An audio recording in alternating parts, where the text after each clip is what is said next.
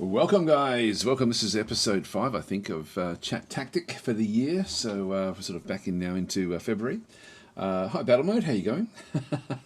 So saying you're back. I hope you had a good one. Yeah, I did actually. It was basically my dad's 90th birthday. So I had to fly down to Melbourne for that, and so I caught up with a lot of family over the course of the week. So I've been away for about a week.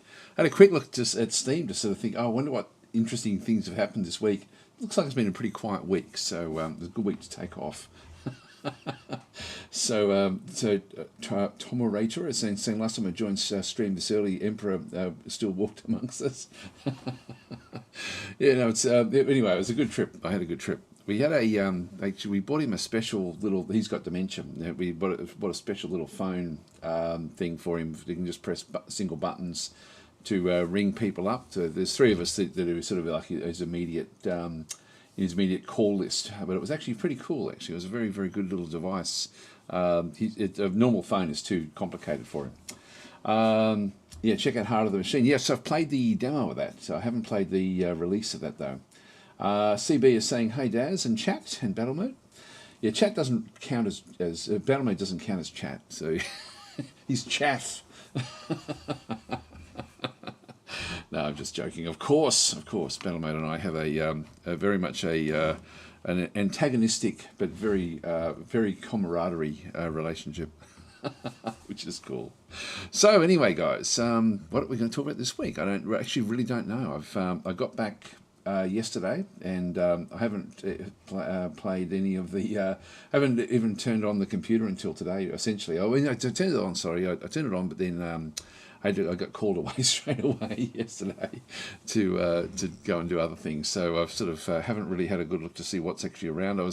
I opened up my Steam page to sort of go through news to see there's got to be something that's happened this week, but there really hasn't been by the looks of things. If I go back just to my library, this is what I tend to do: just have a quick look and see what's coming through. I mean, we covered Endless Legend 2 reveal last week. This is old news. This week we've got. Got Tales of the Arnor coming up with Gal Civ. That's still a couple of weeks away, I think, with that one through there. So it's really, I mean, we can have a look at these because we don't have a lot. I would normally pass over this until it's closer to release. So I'm working on the upcoming DLC called Tales of the Arnor. I'm going to be going pretty hard into the background on the Yor. I love the Yor. Yor is one of my favourite factions, actually. So.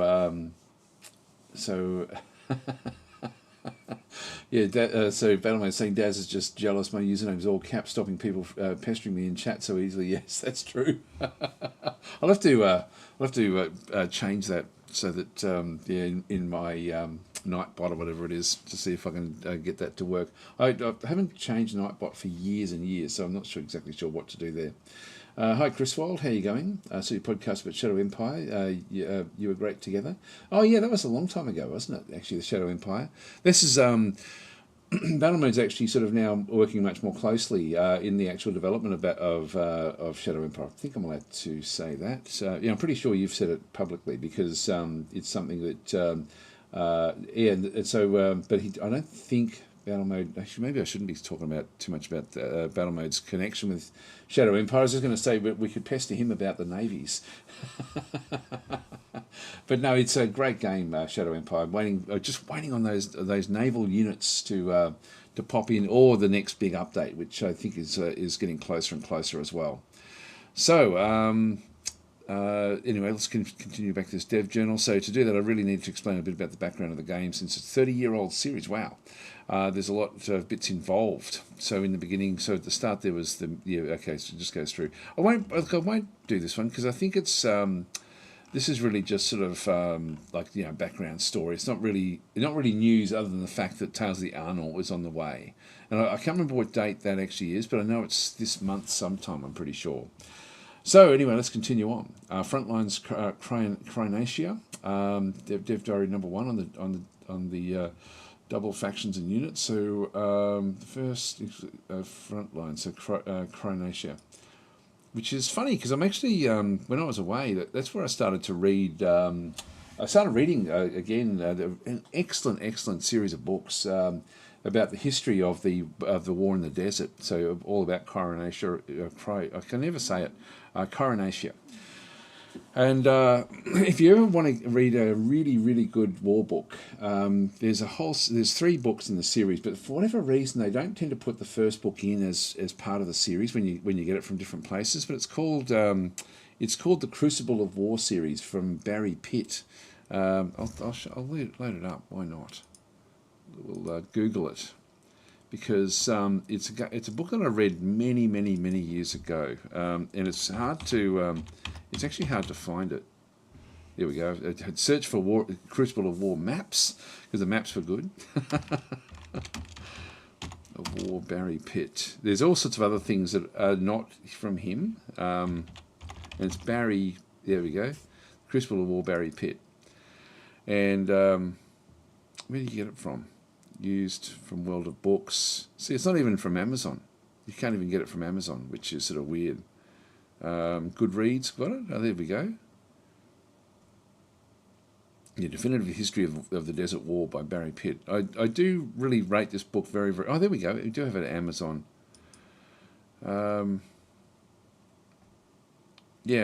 Wavell's Command, Auchinleck's Command, and then Montgomery and El Alamein.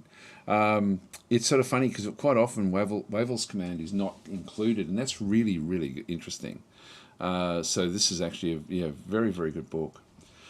So anyway, I thought I'd just give that one a bit of a plug, because it's a book that I've read a few times, like the series I've read a few times over many years. But anyway, I had nothing on my e-reader or my tablet except for that, so I thought, I'll start reading that again. So I've sort of started reading that again, and it's incredibly well done. It really covers all the supply problems, the whole lot. Really gives a very nice perspective on the actual game itself. There we go. Battle Mode. No, I'm actually NDA'd on Shadow Empire, but I'm not. But not working on it. Right, there we go. Talked to Vic a fair bit though. There we go. See, sorry, Battle Mode, if I put you in a position there, but I thought you'd said something publicly that that you're involved. So anyway, that's I'm terrible at that. Actually, I should have double checked. My apologies if I've overstepped the mark with that one. Genuinely too, not just my normal bullshit apology, but that's a genuine one. Hi David, how are you going? Oh David, while you are here, actually this is interesting. Battle Mode and I, and also we've got Drexy and also Lucid Tactics have done. I've mentioned this before, but we've started to record a short series, and David is actually involved with this particular game of Carrier Command 2, and we've got the first one in the bank and sort of basically ready to go. It's sort of been it's been put aside, but we're going to record a second one as well. So we're going to be wanting. I think we want to record the second one ASAP, and then sort of try to get the two of them out in some sort of schedule. So so that is some news. And this is actually, if you're unsure, if you go to if I just go back to YouTube, I guess. If you search on YouTube for meta abuse, this is where you're going to find it, guys. Meta abuse. Probably even one word would actually do it. Hopefully it'll come up. Yeah, so there we go. Meta abuse up through there. So this is actually where we're going to be putting it. So this ultimately will be placed in here, and there'll be a lot more things coming as well. That we sort of when we go and do that one through there. So while I do remember, I think I showed this last time. I'll show again because it's really funny. It's sort of funny I didn't realise when I was editing the video that that Battle Mode had been looking at the wrong island for maybe 5 or 6 minutes, I think, at the start of the game. It's just hilarious. I'll show that again, actually. I don't remember if I showed this last time, but I do. I find it so funny. Like this, the actual. If I just go back across to where are we? Just see if I can find it into my DaVinci setups. Carrier Command 2. So yeah, we've got the. This will be it here, I think. Yeah, I did a multicam edit of the actual thing. I'll open it up. It's really hilarious. Welcome, guys. Welcome. Okay, I'll just pause that and get the sound way down low. I'll just show what actually happens here. But essentially, actually, yeah, no, I'll leave the sound up. Why not? But I'll just go to where it's sort of funny. So we're attacking an easy island, and just in sort of what's going on with it, battle mode here has actually gone to the toilet or gone out somewhere for a few minutes, and so he misses the briefing. And I'm the captain. We've got Lucid Tactics and Drexy back over through here. So the three of us are in the game talking about how we're going to take on this island, and battle mode isn't. And so this is like a live stream game, which is awesome, actually. This is so much fun to play cooperatively. And so you're on the bridge of a carrier, and so every station does something different in the carrier. And this central area through here is it's sort of like the main area of of just an overview of what's actually happening. So this is like the captain's chair, but then we've got like the helm at the front. We've got over through here like the logistics back over this other side, damage control over here, main guns over here, which you'll see will feature fairly heavily in just a minute. And then off behind where like our perspective is actually where all of the craft are, like all the drones and the other craft. So you sort of have to control all of the different bits and pieces. And so it ends up where like with your crew, they'll switch between different things. Anyway, we sort of spoke about that we weren't going to use the main guns because we only had 20 shots with the main guns, and we're going to need them for future islands because they become more and more difficult. And it was so that was the instruction, but battle mode wasn't here for that instruction. And the whole time it was it was just the whole lead up when we started to do things. Battle mode couldn't wait to get his hands on the actual main gun. But over through here, there's actually a I think it's this one here in the middle here, is actually like a power that powers off all of the weaponry. And so we had that one turned off because we knew that he'd just start firing at everything. And the funny thing was, I'll just go forward a little bit, we were aiming at this island here. We sort of had figured out everything that was going on. This is Lucid Tactics. Lucid Tactics is then flying a drone around the island and starts to sort of then start to paint targets all the way through. And the whole time, battle mode, which should be around here somewhere. Yeah, so this is Lucid sort of painting targets. That's battle mode's perspective in through there, I think. And battle mode is he over there? Just trying to find where he sort of starts to do his stuff. But it's hilarious because he's actually looking at... Sorry, just go back and try to find this thing.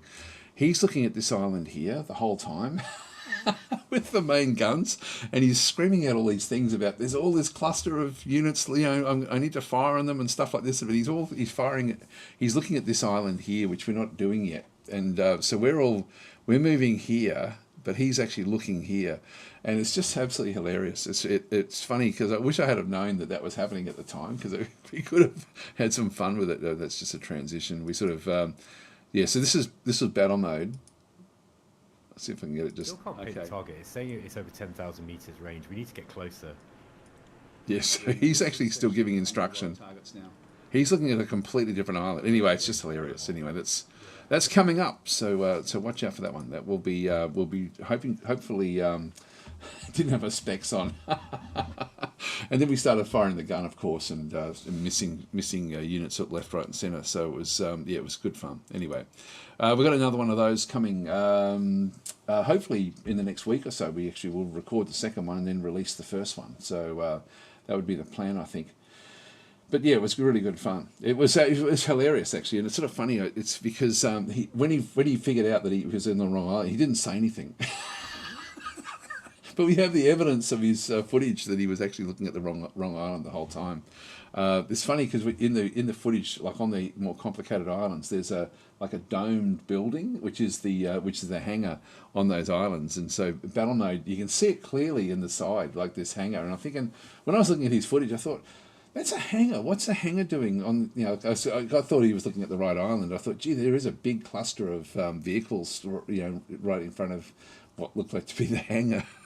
And so I thought it must just be some other weird shape that somehow sort of lined itself up, like this, and but it wasn't.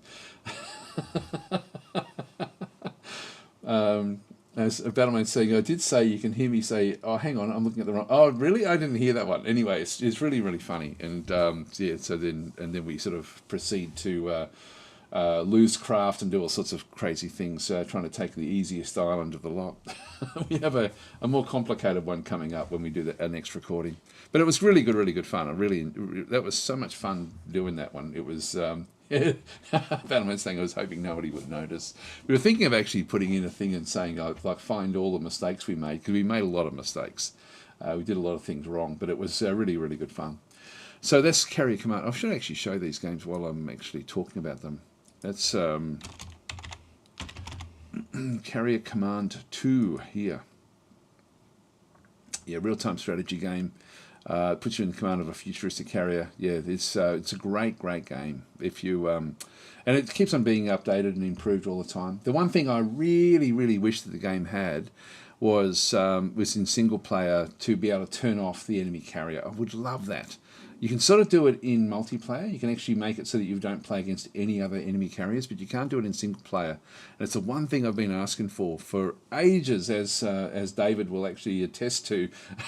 It's the one thing I would love to have a player versus environment mode rather than a player versus carrier mode. Because the way it works out is you've got an enemy carrier that's on the other side of the map trying to get to where you are, and you need all these different islands along the way to replenish your ammo or fuel or whatever it might be, all your different supplies. And so it is one of those sort of situations where the goal is to go for the enemy carrier, but for me personally, I love just going up against the islands, because every island is like its own puzzle. You've got to try to figure out how to get past the different defences. There's all sorts of... The defences ramp up as well as the islands become more and more complicated. There's some really quite tricky ways to sort of, to try to get through. So that I was saying it wasn't me that lost the aircraft though. Bad air traffic control. That's true. It was sort of nobody's fault. What happened with the aircraft that we lost? Because we don't explain it very well, because we couldn't figure it out. In hindsight, we figured out that we lost an aircraft because while the aircraft was running out of fuel and coming back, we had like an albatross drone which was going around the island painting all the targets. But when it was due to come back and refuel, at the exact same time, we started to actually launch helicopters, and so we launched a couple of helicopters pretty quickly to try to get. I forget why we did that, but they were launching at the same time as the drone was trying to come back in, and so it circled until it ran out of fuel, and then dove into the ocean. But we didn't actually see it. But in hindsight, we thought, oh, that's what must have happened. But that was after we'd finished recording. We did sort of like the autopsy on what actually happened with that one. But we launched 2 helicopters in rapid succession, and I think one was still hovering around on the deck or something at the time when the albatross dropped into the ocean. Anyway, that's just the way it goes. But it's a great game. I highly recommend it, and it was so much fun playing that. It's funny because I'm sort of now back working full time again, and one of the guys at work, I was telling him about how good this game was, and so he actually picked it up. He loves it. He's only playing it single player, but it's a great little game. Anyway, let's go. Better my saying it was pretty fun. It wasn't just pretty fun. It was bloody good fun. No, we had a great time. It was really good. It was sort of funny because it gets quite tense, when you're in the middle of things happening. There's a lot of animation, trying to sort of get things done like cooperatively, which is sort of funny. Like people sort of think it's because it's a like a multiplayer cooperative game that it's very hard to play single player. It sort of can be, but when you actually are playing with a whole lot of noobs like we all were, it's actually easier to play single player. Yeah, David saying thanks for the recommendation. Yeah, no, it's a great game. Anyway, so David actually handles the PR for the actual game and for all of the Microprose games actually. So which is great. Actually, we should do. I've got to do a look at the various software that's the Microprose have got, because they've got a lot coming up. We might just do that actually, because I really don't have a lot to talk about today. Or maybe I'll leave it here and then we'll come back, because like exfil as well as is out now, so that's actually something that's very interesting.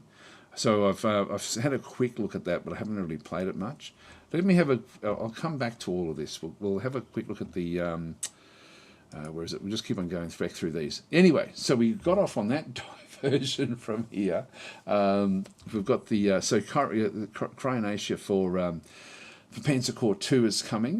This is, of course, if you're not of course, but if you're not sure where that actually is, the Cryonacia is essentially to the west of Tobruk, and sort of takes you around to Benghazi. So that's sort of like there's a whole lot of mountains just above the desert. So below the mountain range is like a rocky desert, and below that is the big sand sea, the Qattara Depression, I think it's called. Anyway, that's sort of like the Sahara proper is down below it. So it's an interesting area of combat through through particularly like 1941 and then so on and so forth, with Rommel coming back in for that one through there, and so every army that had to fight in this region had to try to figure out, do we try to take the mountain route and move things out of the mountains, which was fairly well, you could defend fairly well through there, or do you circumvent that and go through the rocky plains below, which would actually destroy tanks and things like that just because of the rocks.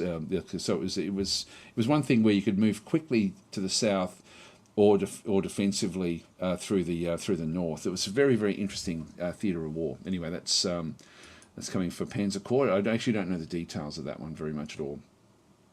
We'll just quickly go through the news. David is then saying, Daz, do you play a lock and load tactical digital? It seems your kind of game. Yeah, I know. I've actually contacted them, but I never hear back. I think I heard back. This is maybe 2 years ago now, where I thought, oh yeah, that sort of would fit the sort of game that I play, but they just mustn't be interested, I don't think, in doing like a YouTube promotion. So I did actually try them. I did try to contact them, but I heard back. I think what the process was, I think I wrote to them and said, look, I'd be interested in covering it, because they've got a wide range of plugins for their games, and then they wrote back and said, oh yeah, what are you interested in? And then I wrote back with my things I was interested in, and then I never heard back. And then I think I tried again to follow up on that. I think this is what happened. It was a couple of years ago now, but I never heard back again. So I don't like to hassle people, so I stopped chasing at that point. Yeah, so David's saying, yeah, they don't do much marketing. Yeah, it looked like a good game though. It was actually, it's like a war game. If you guys haven't heard of it, it's sort of like lock and load tactical is sort of like almost like a what's it called? Advanced squad. Advanced squad leader type game is I think probably the closest to the board game sort of style of the way the games actually work. But they do actually have a lot of games. It's very cheap anyway, says David. Yeah, though it looks very, very interesting. But yeah, I didn't hear back. So anyway, that's where it was left. And I've got so many other things that I'm sort of trying to do anyway. So we've got Headquarters World War II, so the USA campaign in the Ardennes DLC. So this is actually now I don't know if this is dedicated to the upcoming Ardennes DLC. Now I'll be covering this when it does release in a couple of weeks' time. I really enjoy Headquarters World War II, and so the Ardennes is now this is like the Battle of the Bulge type area. So yeah, we'll just have a quick read. So USA campaign. While the German campaign that covers the first weeks of the Ardennes campaign, defence is also known as Battle of the Bulge, starts on December the 14th, 1944. The USA campaign starts a few days later and covers events happening on another sector of the front line. Here the US forces are counterattacking the advancing German army with the strategic task of relieving the troops that hold out in the besieged town of Bastogne, ultimately pushing the German troops back. So anyway, that's reconnaissance back and through there. So these are the different battles, I think. So you get different sorts of like snowfall and things. I think the maps are dynamic, and you can sort of, if you do play them, I tend to just play the random maps, to be honest, when I play this one. But it's probably quite a good game. Like when you play the actual maps themselves,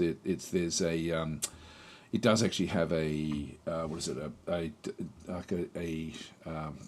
it's more of a puzzle type sort of feel about it, because it is curated, so it's much more difficult to fight against the actual in these sorts of maps than actually the random maps. The random maps are quite easy to defeat. I don't know how they're going to address that, to be honest, because artillery seems to be the king in this game if you can get some artillery. Campaign was built around the siege of Bastogne. Yeah, there we go. So there's lots of stuff. But you can see the dynamic sort of weather kicking into this as well, which is pretty cool. And so headquarters World War II has sort of started all the way, from the landings, the D-Day landings, and then they're sort of adding more and more componentry to it. Yeah, that's February 19th for me. That'll be February 18th for everyone else, I guess. And so I do actually have that one scheduled down. I think I must be doing the launch for that one, I'm thinking, on the Slytherin channel. So that's going to be in a couple of weeks' time. So I'm looking forward to that. I do enjoy that game a lot. Just some up 8 battles. I'm not sure if it'll... I don't know if it'll actually tell us. Yeah, we'll be out on the 18th of February together with a free update for all Headquarters World War II players. Yeah, so that's pretty cool. I just I don't know how they're going to fix not the problem, but the fact that if you can get like a handful of artillery, like big artillery, you really can dominate the AI in the game, like in terms of just the random maps. So I'm not sure how they sort of fix that. Maybe the range is too far. That might be it. Okay, so actually David's saying ASL, but way more approachable. This is of course talking about lock and load. So ASL I had played Squad Leader, the original back in the day, like as a board game type thing, but not very much, and not against other people, just to see what it was like. But I'd never played Advanced Squad Leader. So I think that's what it was. But anyway, it was way back. I think in the 1980s. So Brian is saying, trying to get into Shadow Empire, kind of hard, but only in the early stages. Should I keep going? Yes, you should keep going. Yes, you absolutely should keep going. Now, okay, I'll give you some tips, because we do have a bit of time today. So I'll give you some tips. I'll just have to read a few more things. So Brian's in saying, have you looked at Hex of Steel? Lots of great ratings. Yes, Hex of Steel looks very, very interesting. And Hex of Steel is actually interesting for the simple reason that they really have focused, or he has, it's only a single developer. He's focused very heavily on the actual, on the random maps, and also on the way that the AI works in the game. So done an incredible job for just a single developer. Really amazing with Hex of Steel. I keep on coming to it, and there's another one coming called Beasts of Steel, which is coming out very, very soon. That looks really interesting as well. Maybe we should have a look at these as we talk about them. Maybe I'll just quickly go through these and just to see if there's anything else. Going Medieval Monday talk. Yeah, I'm not sure what that one's doing. Looks like some sort of camera thing. Okay, so improvements for Glorious Companions. Airships Lost Flotilla has got better performance. Yep, okay, we showed that one last week. Diplomacy is not an option. I really like this game, but I just haven't really had a good look at it. That's just a dev diary. Total Conflict Resistance, great little game. Haven't played that one for a long time. Dominions 6.25. I think this was old news. We had a look at that one. It's just bug fixes. First release, the second game, Lost Flotilla is here. So Airships is such a great game. We showed that in some detail last week, I think. And we've had a look at these as well. So there's really not a lot of news that's come through. We covered Quasimorph last week as well. Adventure mode we discussed, but didn't really go into it. Yes, there's really not a hell of a lot that's to talk about back in through there. So let's have a quick look at the Hex of Steel. Let's go back to there. So I'll just go back and open it so I can see it a little bit. Okay, we're going to look at the MicroPro stuff. I'll leave that open, and then we'll come back to this and sort of round that one out. By the way, today's giveaway is Battle Sector again. So Warhammer Battle Sector is the giveaway game for today. We'll come back and we'll do a bit of a deeper dive into MicroPros. But just while you guys have got these questions, let's just go and open up a few other Steam pages and have a quick look at. I'll just show Hex of Steel, which is.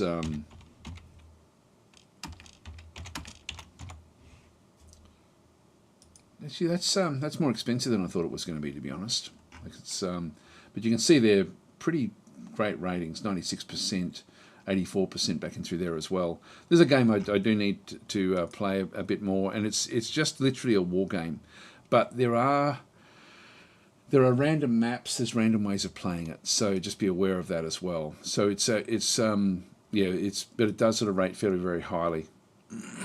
So there we go. This is Bardia, and then Tobruk is off to the side up through here. This is exactly the area of what I'm looking at at the moment with my book that I'm reading. It's sort of this region of the of Egypt and across as well. So yeah, no, it's interesting. Anyway, it's but it does actually have like a whole random aspect to it as well, which is fairly interesting the way it does actually work. If you have a quick look down, Master War, it's got that's different again. I'm not sure where Beasts of Steel is. I'll just look it up, because this is actually the next game that he's actually working on. Semi-realistic World War II game that combines FPS and strategy, where you can battle solo or online. So in this case, he's actually This seems very, very ambitious. So coming soon to early access.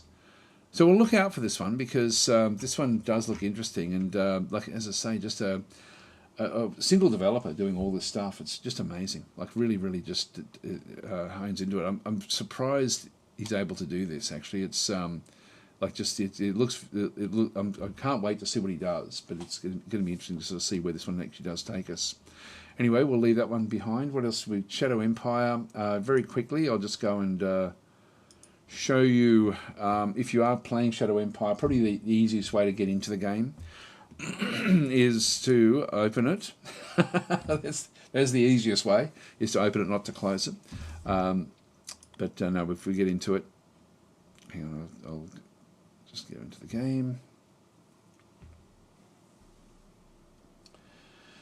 So Mike, you're saying, I would love you to reconnect with Lock and Load. If anyone would be interested in a game, I'll post on the Discord channel. Yeah, look, it's okay. So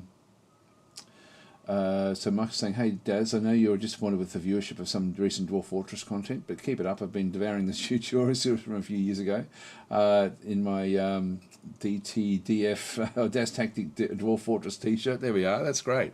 Now look, I'm going to keep on going with Dwarf Fortress, even though the viewership has really sort of dwindled right off. Anyway, let's just get rid of this one. So if you're trying to get into Shadow Empire, this is probably the easiest way to get into it. So start a new game.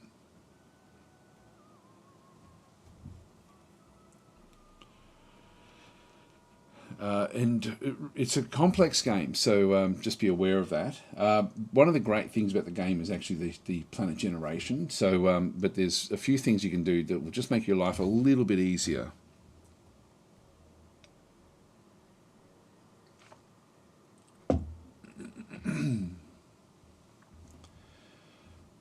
I'll come back to a lot of the other comments that I'm missing through here. When you come in and play it, doesn't really matter what size you play on, so don't worry too much about the size. But if you go across into down into the what you want is the Siwa class, and when you hover over it or look at it, hang on, if I just go back again. Sorry, I'll just go continue. I'm not sure how I go back now. Just do that again. Start new game.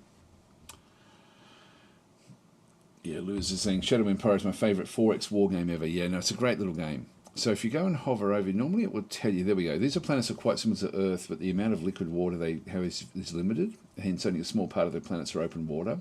So life and rainfall. Siwa class planets always have either Terran biology or a Terran compatible alien type of biology. Now, so with this one here, these worlds hidden through here, and I don't know why it looks like a sulfur world, because it's not. This is actually the Earth-like worlds, and the reason that these are easier is because of the groups that are actually on the planet, the other settlers. So if we go into this one through here, the other thing I'd suggest that you do is to go spread out, and so the majors will have much more chance to be further away from each other. And so that's actually just sort of pushes everyone away from each other, which is actually gives you a bit of time to move in. So just grab that one through there. Don't worry about the others. Like it's just leave that one where that is. Just go continue.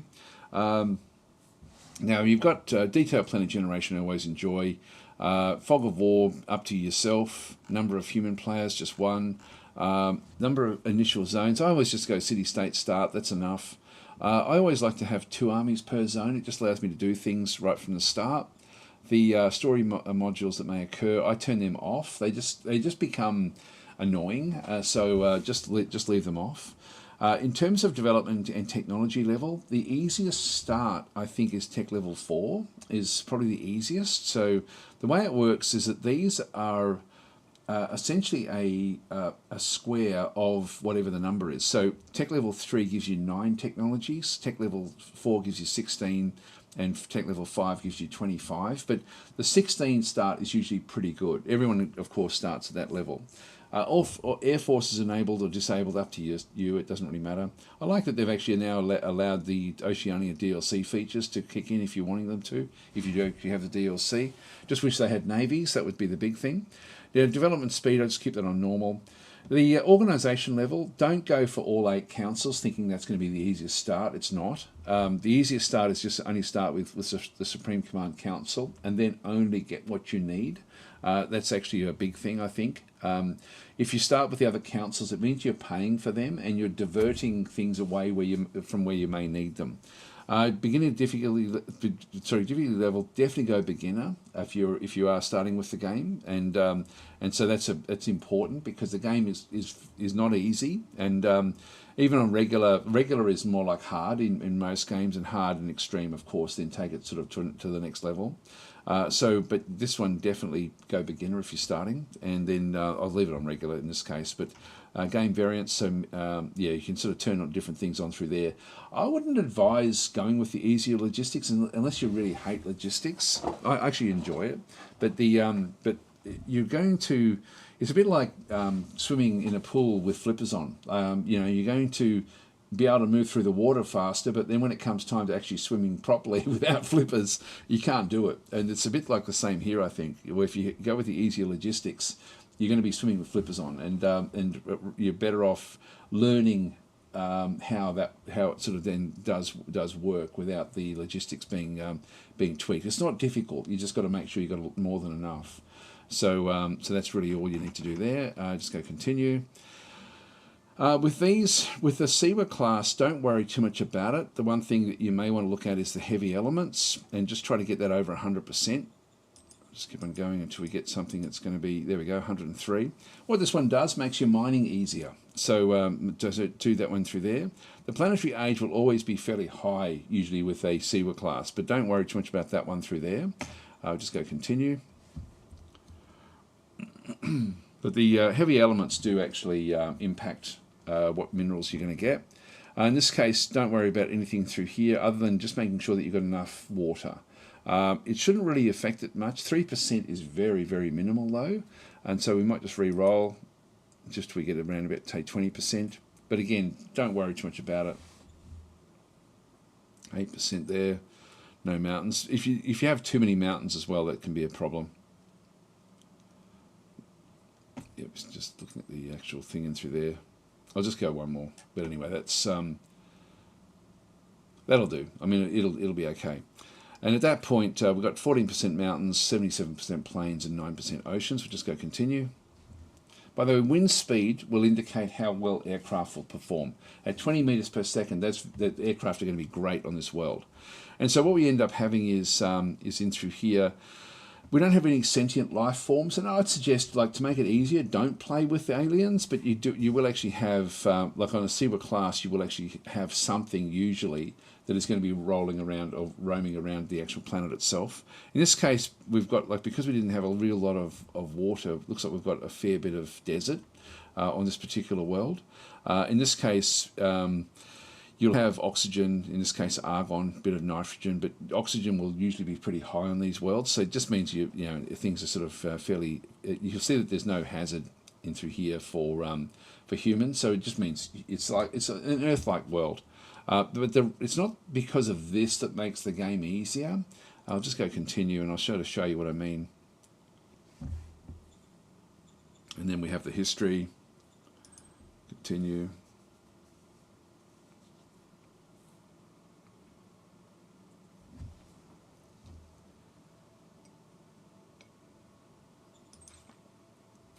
and then we'll just get into it. But I'll show you why this one becomes so much easier than the other versions of the game, or the other ways of doing it. Let's just go with whatever. I won't worry about what we're actually selecting in through there. So even before you then start to look at your faction and all the different things that it does, all the stuff it's actually got, always read these decisions, etc., and also these as well. So it'll then give you a bit of information. Just delete that one.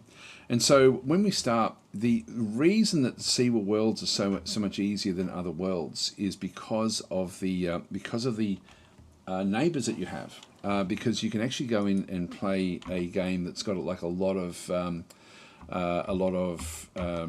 what is it, like diplomacy. You can actually win the game fairly easily with diplomacy, and that's actually not a bad thing to do. So if we have a bit of a look at this and have a look and see what we've actually got through here. So you start off with a reasonable army this way. The other thing is also you'll notice that this is not base game stuff. This is actually a mod that I made to see what the actual resources, the topology actually is that we've then be fighting on, because it can be quite hard to see what's what in the game. Like for example, how do you know that this is actually thick forest and this is just single forest without actually having like this? I wish it was part of the base game. If you are wanting that, by the way, I will just I'll show you where you can grab it. So if you do want to actually have that one, it's just coffee.com ko-fi.com/ChatTactic, and a lot of the stuff that whenever I make a mod now, I tend to just place it in here. And so if you go to this shop, where is it? I do come in here to have a look at it. Shop, there it is. So go to the shop. There'll be different things back in through here, but you'll see that there's actually there's two of them. There's the Shadow Empire Terrain Icons mod, which is the one we're looking at through here. But there's also Royer has also made his own mod, and so we've actually combined my mods in with his mod as well. So there's the two of them in through there, and you can see they're pretty popular. The way that these ones do sort of come back through. It's fairly simple to install it. It doesn't impact the base game, but it does give you an overview of what the terrain actually is. And this is so important in this game when you're playing it. So I would suggest that you grab that one. It's free, by the way, even though it's 1,542 sold. It's still actually just a free mod. So so it's actually, and it's funny, the Royer one is actually even more popular. Which I just noticed, 1,900 sold back in through there. So, but anything that I've whenever I do a mod, I tend to sort of go and place it in through here. So this is actually how to get Royer's. Mark's terrain is actually much more rich in colour. I prefer not to have the richness in the colour personally, because I like to see all the different icons and stuff fairly clearly. But it's quite immersive the way that Mark has actually done his mod. So anyway, there's a few different variations in through there. Just gives you the different rundown through that particular one through there. But that's so you can just go to there. So this is saying, oh, no, so buy a coffee. Well, thanks for that. Yeah, so Team of Games is saying donate $0 to get the mod for free, and don't feel bad about doing that, by the way, either. Like, please, I want people to enjoy the games more than anything. This is just a convenient way for me to distribute mods. So yeah, don't feel obliged that you need to actually put money in. It's just grab the mods and have fun with the actual game itself. So. Of course, I'm not going to say no to if you do show me a coffee, but no, it's great. It's a great game, and that makes it a lot easier to actually sort of to actually see it through there. So anyway, that's where that one actually is. So, but that's what we're seeing through here. Without that, without being able to see what the terrain is, I find the game very hard to play, like extremely hard, because the terrain has a big impact. Like if I go and click on see, I've got the heavy forest selected down through there. If I then hover over this, it then tells me what the modifications are. And so in a heavy forest, there's actually big attack modifiers for motorized and tanks really struggle to fight against infantry. And understanding how the terrain works, you'll get a feel for it eventually. But knowing that there is a hill, like that's a hill there. You have to, or low mountains. It doesn't look like it though, does it? It looks like it's the same as over through here, which is just plains. And so these are grassy plains which have got no modifiers. This is a low mountain which has actually got pretty big modifiers for attacks and defense modifiers for tanks. So this tanks are not good here. They're great over here. So that's unfortunately where the game is. It's hard to see what's what. And that there as well is another low mountain. This is a mountain with trees on it. So, but with having the icons, it really, really makes it so much more clear. So Chris Wald's saying Daz deserves any amount of coffee. There we go. Cygnus is saying you won't deprive people the opportunity to donate. Oh no, definitely not. Look, I do appreciate anything at all like that, but it's but don't feel obliged. It's one of those things. I don't look at the numbers and think, I didn't get 1,500 coffees or 1,900 coffees from the other one.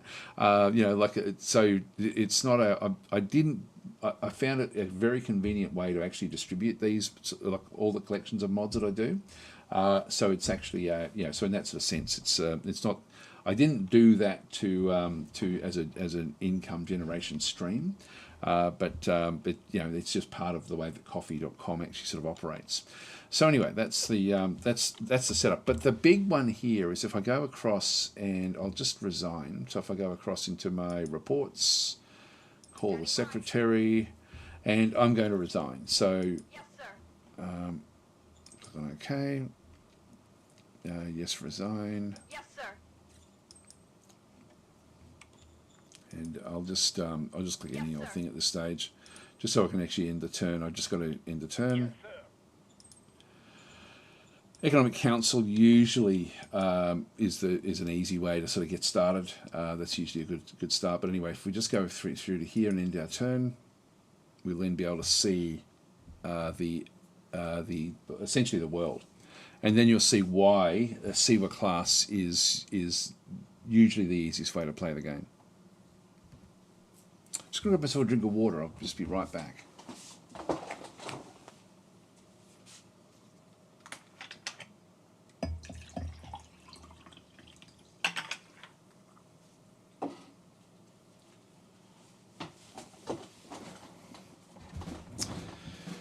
Okay, and this should just tell me that that we're done. Are we?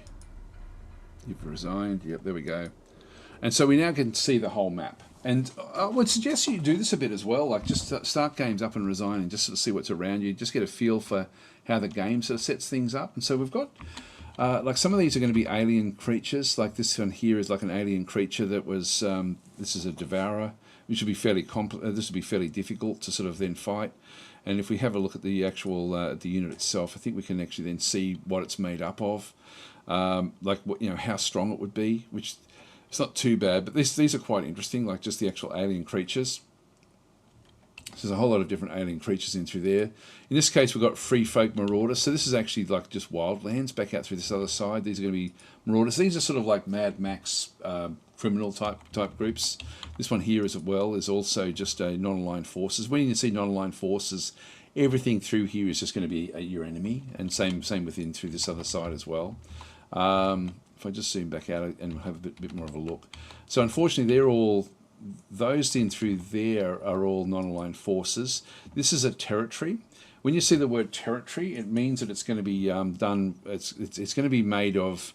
In this case, it looks like marauders, and so we can sort of see what they're actually made of. These are.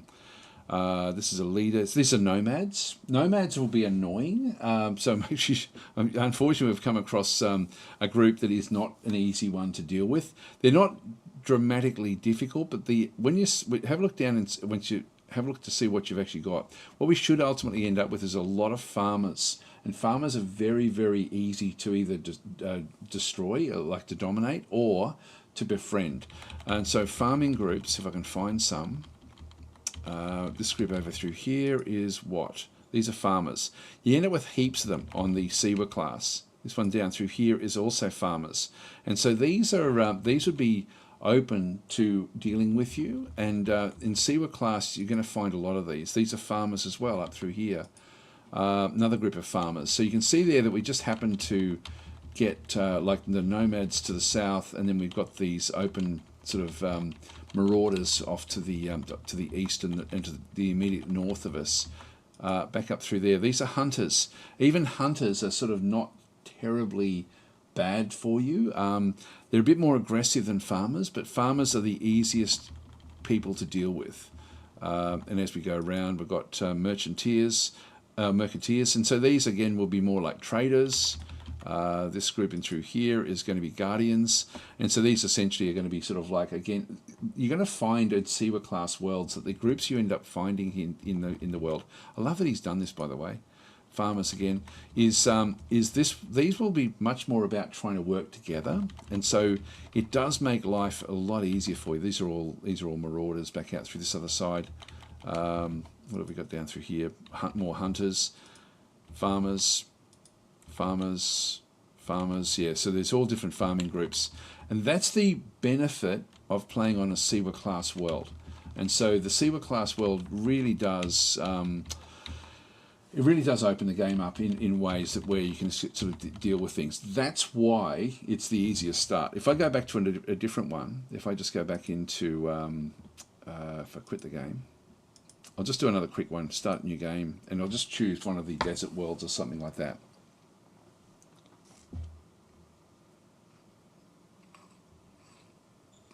So Seth is the desert world. Continue. Same sort of start. Just going to continue. Continue. Again, heavy elements if you're wanting to make sure your mining's a little bit easier. So there's no aliens. It is easy without aliens, by the way. There's no real benefit. Everyone sort of wants aliens when they first play the game. I don't care one way or another in this about the aliens. They just tend to get a bit annoying after a little while.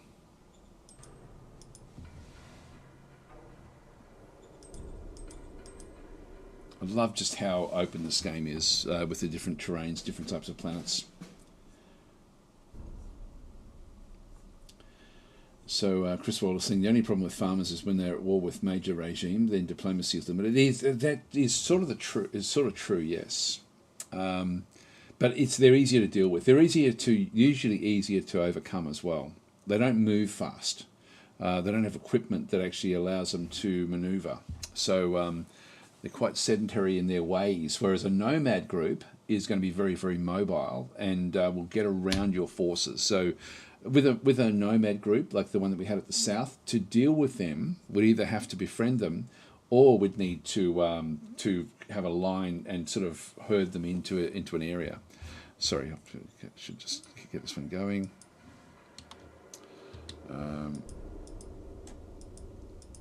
Just move all of these out of the way. I'll just click any old thing at this stage.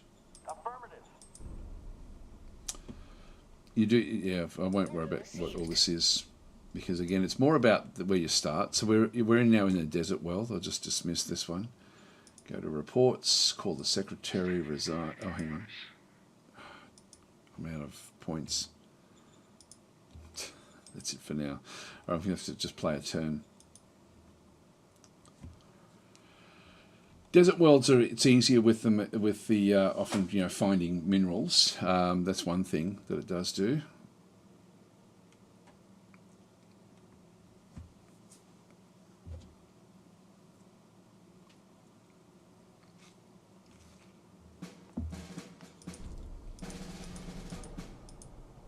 All right, so I'll just resign now. Call, resign. Okay. Yes, resign. Just get no changes. I'll just rattle through these. Aye, aye, sir. There's information around how to sort of play the basics of the game. I'll just get no changes in through there as well. And just end our turn again. But in this case, you should see much more difficult AI forces around you.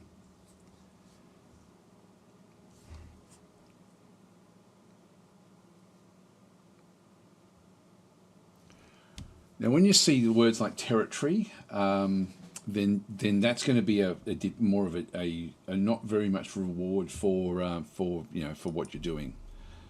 Discovered water, yeah, blah blah blah blah blah. Okay. So when we have a bit of a look at this one through here, just have a quick look. So we've got a group in through this other side. This is territory, which means that the group is not going to be really all that valuable to us. These are mutants. So we've got essentially sort of like zombies or mutants that are sort of off to the side here. Very easy to deal with, but they're just there's no value in them. Back in through here, we have another group. These are what's their group? Hang on.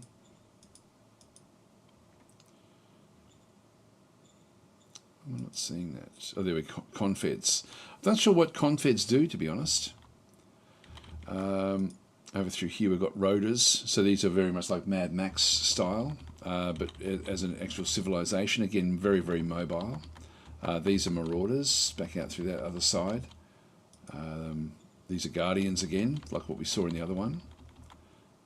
These are scavengers. Again, not like so. We're seeing a completely different grouping of the different types of civilizations in around us. Back in through here, more mutants. That's us, of course.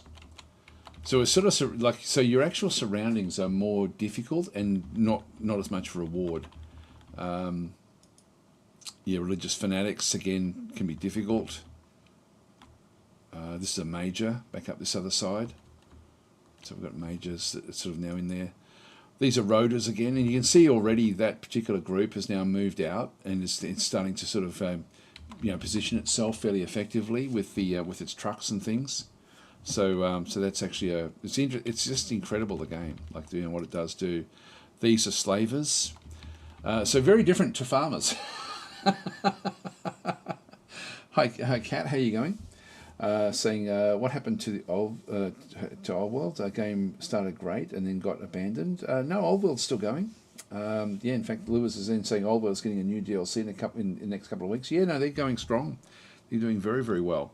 Anyway, that's so I would suggest if you're new to Shadow Empire, play the Siwa class for that main reason, that you're going to find much more congenial neighbours than you will find in most of the other starts. Let's get out of there. Quit the game. But no, it's a great game, Shadow Empire. Definitely worth having a bit of a deeper look at it. Eddie Ballgame saying Shadow Empire still number 1 4x for me. Play by email is great fun with the right group, by the way. Dan said you played Heart of the Machine and Thoughts. Yeah, Battle Mode was mentioning that before. I'll come back to that because we were going to have a look at what Microprose has done.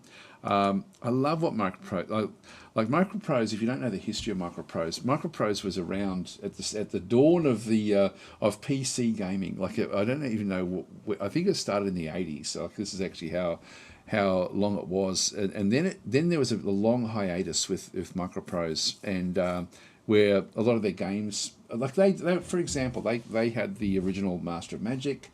There's so many great games that they actually were part of, that they actually had in their stable. I'm just I don't want to say games that I'm sort of 50-50 on what they actually had, but they had a lot of incredible games back in the day. And look, Carrier Command, I think, was one of their original games back in the day as well.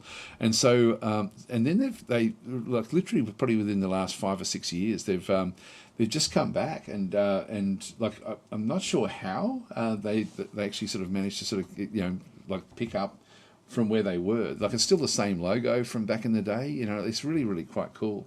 So they've and they're just getting more and more and more games under their belt. And so when we start thinking about the sorts of publishing groups that that we tend to sort of like the people that watch my channel tend to sort of be liking, Microprose is definitely up in amongst the big group of publishers that really, really look after our community, which is awesome. I'll see if I can get I'll go to the full list so you can sort of see what they've now got. And there's a lot of these are really amazing games. And so Exfil is raw tactical FPS intensity with no distractions.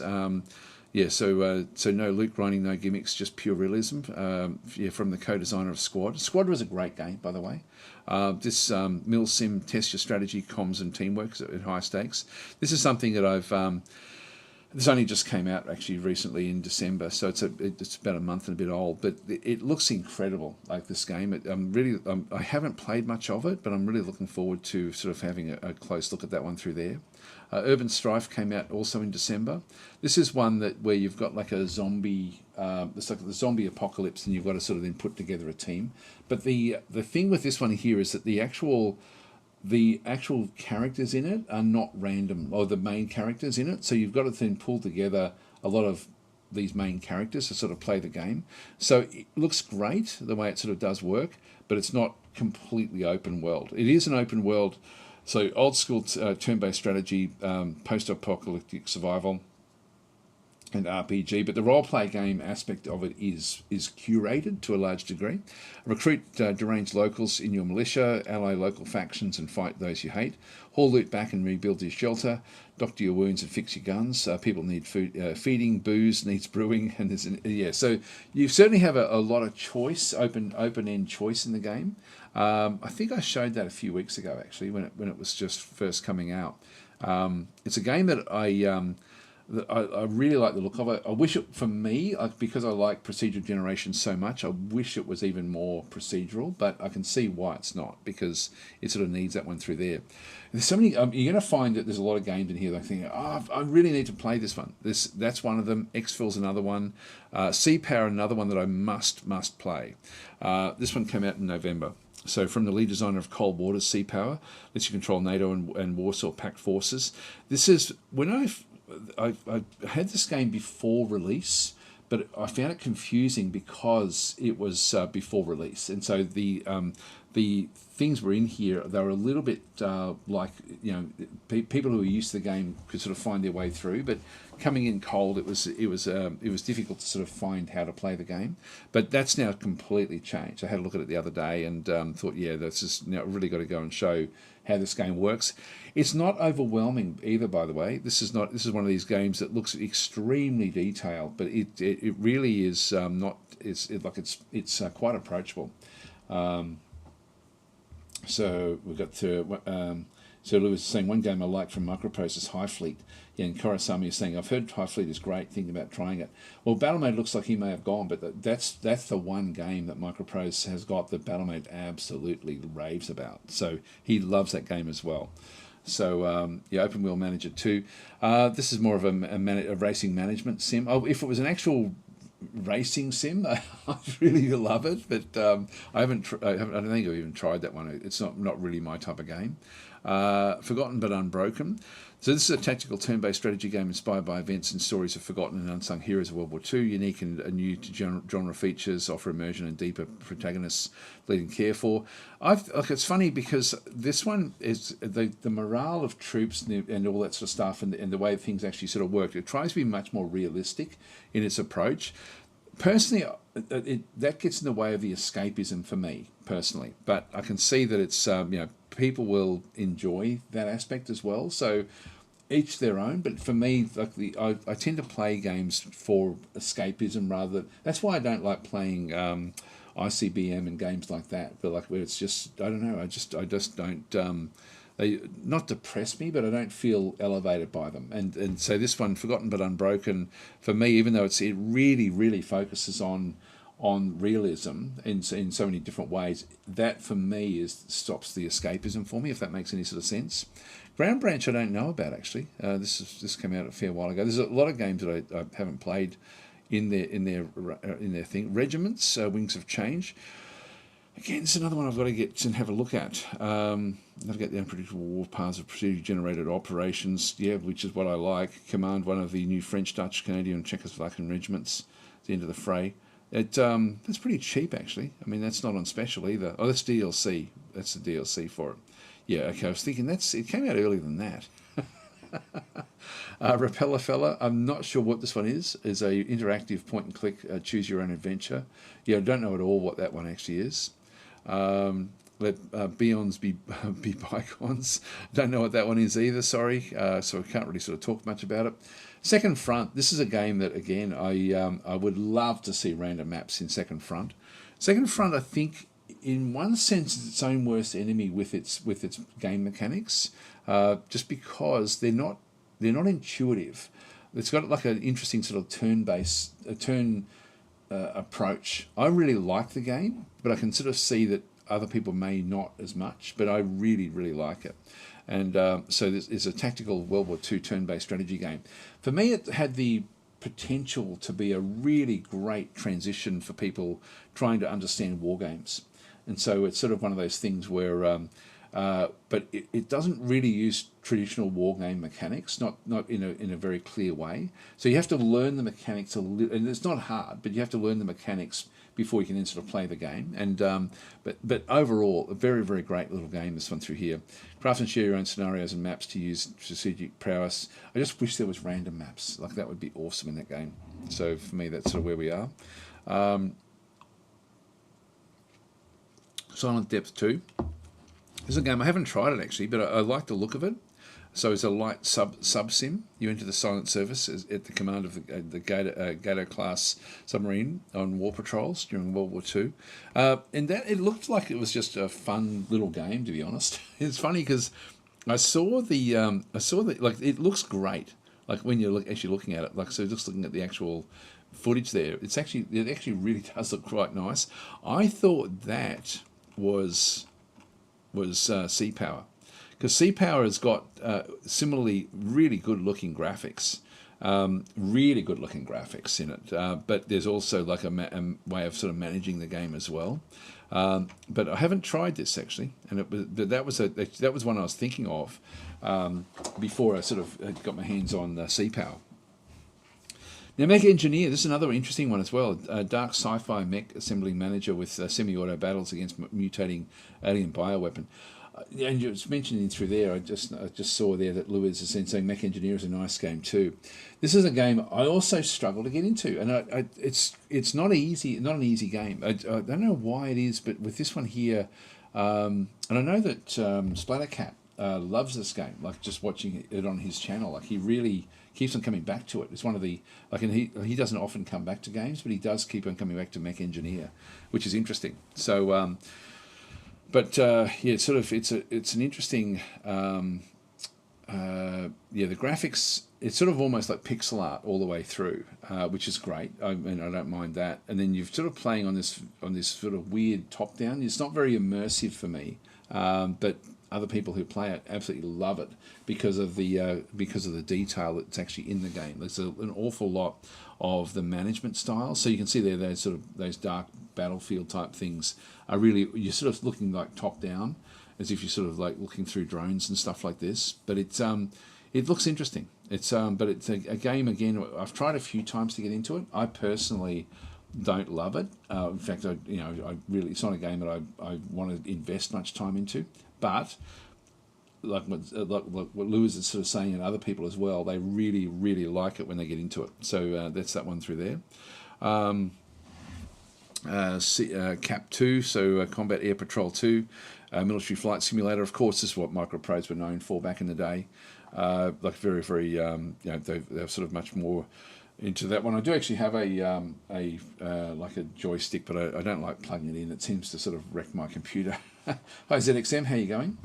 Then we've got Crossover, and I did try this one. Again, not my type of game really. Defend your tabletop RPG character sheet from invading pixel enemies. It wasn't really, for me, it wasn't an awesome game. There's Regiments. When did this one come out? 2022, real-time tactics game. Again, I think this one rates really highly. Yeah, very positive. There we go. Don't know if you can see the numbers there, but it's a realistic sort of style game. But whenever we talk about these sorts of games, people do mention this game in very, very glowing terms. So, but I don't think I've played it much. The Troop is another one that people do mention as well. So anyway, that's Regiments. So the Arms Trade Tycoon Tanks. This is still early access, is it? I thought this was actually out of early access. This is interesting, actually, where you have to then go and design your own tank to then fight essentially World War One, which is very, very interesting. Actually, I've got to say, it's a management style, but then your tanks have to then perform in combat against other tanks, and then the global powers are trying to get the different tank teams to then sort of put together special tanks for them. You can then go and test the tanks in a test area, and then they go out into actual combat. And so you're fulfilling orders, you're designing the tanks up yourself, and sort of sending them out. It's very, very interesting, actually. Not just fairly interesting, it's very interesting, just with the way it sort of does work, with the variations you can then sort of put into there as well. Actually, Cat's saying Pros need to relaunch Majesty but remastered. Yes, wouldn't that be cool? I don't know if they've got the IP on that anymore. If they had the IP on Majesty, that would open up Warlock and all those other games as well, ultimately. Or the whole Dania. I mean, I guess, I don't know, that's an interesting one. That's a really interesting one, because my head's now going back to Master of Magic, because that's sort of where that all starts. And it comes from there. But Master of Magic was then sold on to Nintendo, Atari. And then Atari sat on it and did nothing with it forever until Slytherin got it. But it would be interesting to see that one. And of course, there have been other Ardanian style games. I think that what's the company?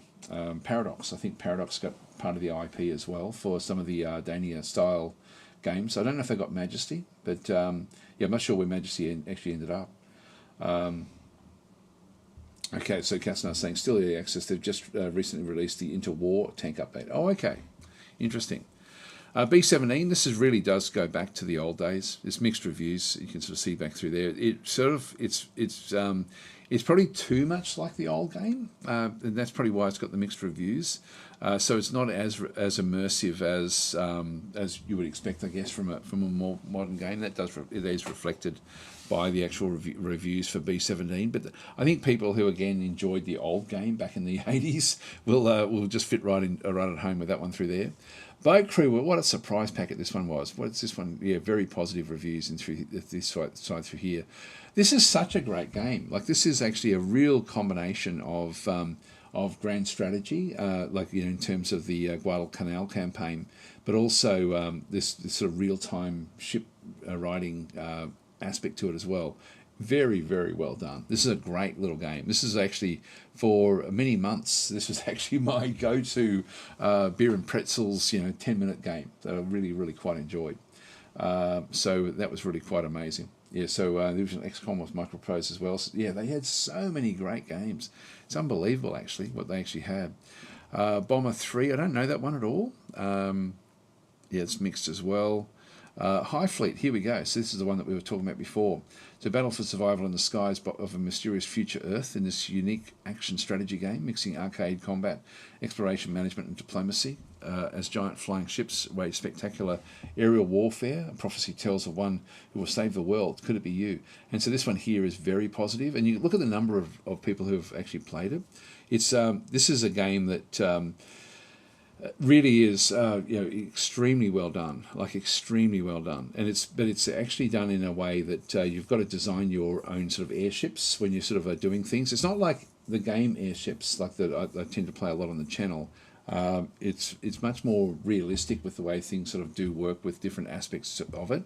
And then you've got this sort of like combat system where you've then got to sort of get your airships through to do different things at different locations on the map. It's very, very intricate. I haven't spent a lot of time with it, not enough time to really, really understand it, but I have enjoyed playing it a lot. You've got all these different types of craft that you can then sort of bring through. It's not really airships. They're more almost sort of like hovercraft that sort of do come through. Very interesting game. There we are, Carrier Command 2. It says VR, but we're not playing it with VR, but you can play it with VR. And so that is as I said before, awesome game. Absolutely love it. It's not just multiplayer either. You can play it single player quite effectively. I did a tutorial on how to play it actually as single player. I really, really wish that there was a way to turn off the enemy carrier and just play against the islands. I'm not sure why you can't, because you can do that in multiplayer. So I'm not sure why you can't do it in single player. Drop System Breach in through here. Welcome to Drop, a fast-paced action strategy hacking simulator, ready to hack your way. I don't think I ever played that one. It says very positive, but I don't know. I don't think I played that at all. So I don't know much about that one. This is Tiny Combat Arena. This one I quite enjoyed this one as well. Yeah, very positive, good reviews. In this case, you are sort of like either driving tanks or flying aircraft and trying to sort of take over like a small. You're fighting in a small war, and I'm terrible at the game, but it's really quite good fun though. I'm really bad at these sort of games, but I do enjoy them. Tiny Football, I didn't really get into that one so much. This one mostly positive. Yeah, not very many people playing that one. Waroni, this is actually one that people have very liked a lot. It's funny, there's this is almost like a click and drag, with different things sort of actually happening, but you still got to sort of build your forces up. So it's sort of an interesting game. I don't remember much about it, but I do remember thinking actually there's more to this than what I had originally thought. So there are sort of like it's all in real time, top down real time game, and it sort of works fairly well. It's got very positive reviews, just not a lot of people playing it. Yeah, command modern military armies by zooming out and issuing orders to large formations, or zooming in to issue orders to individual squads or vehicles. Waroni is a real-time strategy war game. It's interesting. It's an interesting game. There's the original carrier command. I think. That must be actually. It's got the. I'm not sure what that one looks like. Yeah, this is the old one. You compare that to the new one. It's chalk and cheese. I'll just do that again. Yeah, so it's nothing at all. Like the Carry Command 2 is the one that you want. I know some people still actually quite like that one. In fact, is it positive? Yeah, it's positive reviews, but not very many people playing it. So these are old sort of games again, where people are playing sort of like the old style. This one here, B17, is I'm not sure when that one. Yeah, this is from 2014. Open Wheel Manager again. We're looking at that's the original one of what we saw way at the top through here. Yeah, they've got a really good. There we go. Open Wheel Manager 2. So really quite different with what it's actually doing there. But it's they've got a great library and quite diverse in its style of games. Like Exfil is a game that is sort of much more realistic in its approach. With sort of trying to sort of do like missions and things like this, but it's interesting. I'm going to have to play these. Every time I look at these games, I think, I've got to get back in and really have a good look at that one. So anyway, that's the various micropros list. It's there. There's some really really good games there. All right, we'll just go back to Steam again. Did we go through? I think we went through our list of the news anyway of what was actually happening. So so there's a lot of the very very classic games that we think of. Micropros did actually bring them out as well, like XCOM, Master of Magic, etc., etc. Cat's saying I can't use VR, makes me feel dizzy. Yeah, no, it's sort of like, it's funny because I don't play with VR set ever. But it's certainly Carrier Command 2. You don't need the VR for that. I don't know if it would make it easier. Maybe it would for flying helicopters and things, I'm guessing, but maybe not. I'm not sure. Hi, Wiggly. How are you going? Right, let's go back up and look at some of the other comments that I missed. I won't go too far up. Where did we get to? Yeah, so Old World is got more DLC coming. I won't bother going to it. Chris is saying, did you try Kingdom Dungeon Hero? It's procedural and hex-based, but I'm wondering if it's worth trying.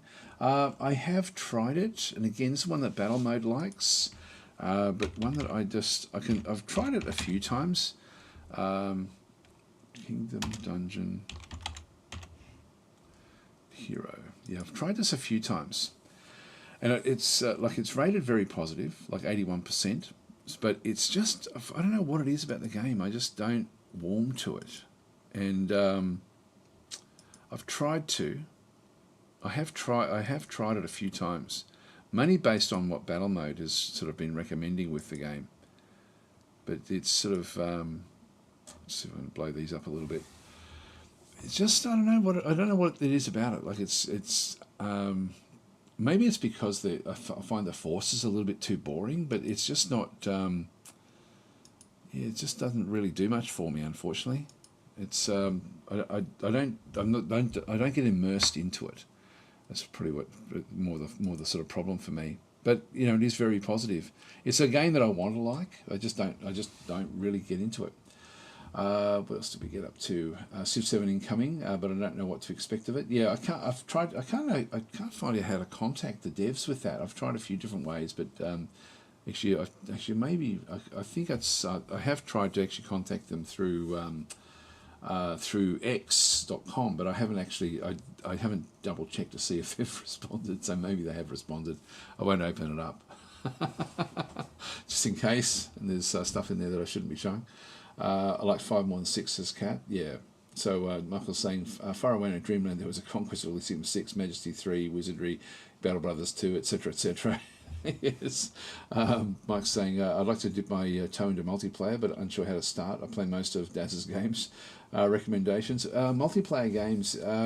Look, I know that there's another...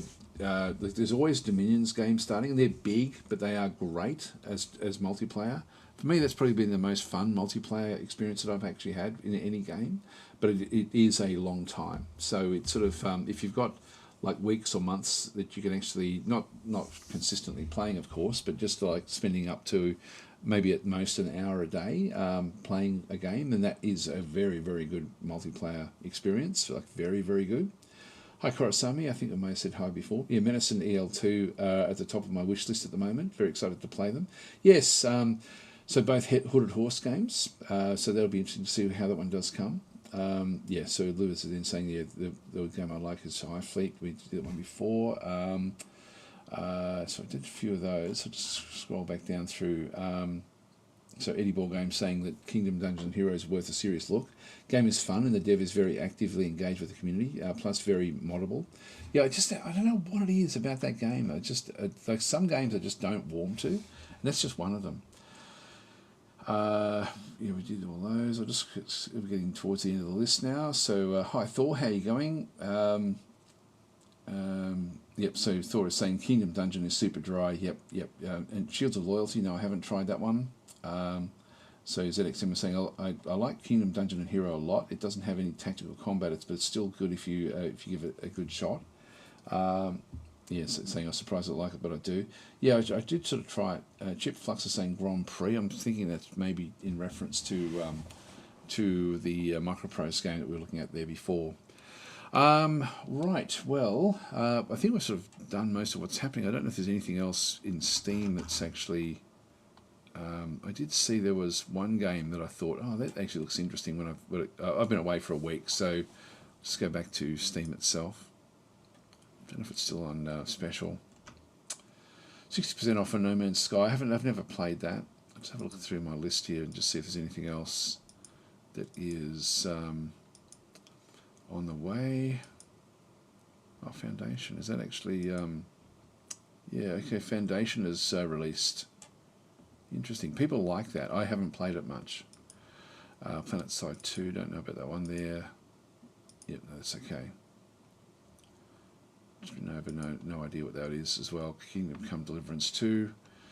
Nope, no idea. Okay, there was one game. Where was it? These are the special offers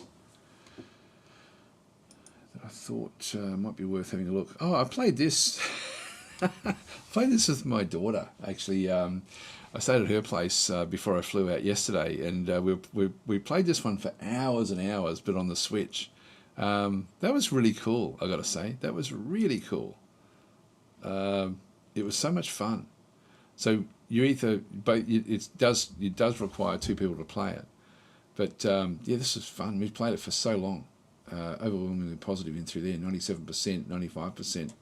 Yeah, very, very well done. Like this was I've never heard of it before, and we had a great time playing it. So when I flew in, she lives near the airport, so I flew in, went to her house just for a few hours. We started playing it then, and then last night I slept on the couch there, and it was not the night before, and then we ended up just playing that. before and after dinner. So it was great. Had good fun with that one. So that was awesome. Yeah, no, it's a really that was so much fun to play. Yeah, but it does require two people to play it.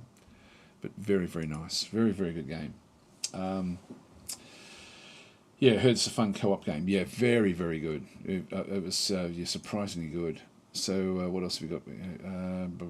There was another game that did show up in my list, which I can't think of what it is now. It was on special. Maybe it's not on special anymore. It just showed up, and I thought, oh, I should talk about that one. Oh, I know what it was. It was Dune Imperium. Let's see if that's actually on special. Maybe it just expired. Oh no, it's still 25% off. This is a great game. If you're wanting to play a like a real good board game adaptation, this one does an incredible job of it. Dune Imperium back into there. I don't know if there's add-ons for it. Yeah, so they're still kicking off the new year with a ton of improvements, including a new skip replay feature and animation speed controls. But no, it said this is a really, really good. If you like board games, then this is a great adaptation of the board game. I'm not sure if it's got the board game had different add-ons to it. I'm not sure if this one does do that. I can't remember now. We've got the Rise of X back in through there as well. That's also off as well. This came out in last August. But yeah, that's supposed to be pretty good as well, I think. Yeah, very positive. 87% is good, but it's a really good. Like if you like board games, it really is good. Actually, Heart of the Machine. Yeah, we're going to play that. We're going to have a look at that one. Heart of the Machine. I know I've got the key for it. I don't think I've installed it yet. I'll have a look and see. This is one that I did play the demo for it, when it first came out, because it really does look very, very good. It's very different, very interesting. Like you play as an AI, and you've got different missions you then got to do as the AI. I'll just see if I've got it. Have I got it installed? If not, it's not a big game to install. Just go in and just see if I've actually got it through here in my library.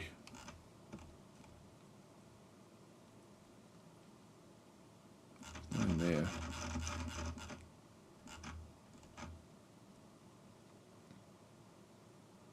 Yeah, I've got the demo. Might just I'll uninstall that. If I can figure out how to do it. I think you just right click on them. Heart of the Machine demo. Oh, it's already uninstalled, of course. I'll just see if I've actually got it. See if I can find it, because yeah, it's just come out. Just do a search for it. Don't know why it keeps on coming up with these certificate things. And I'll just see if I can find it there.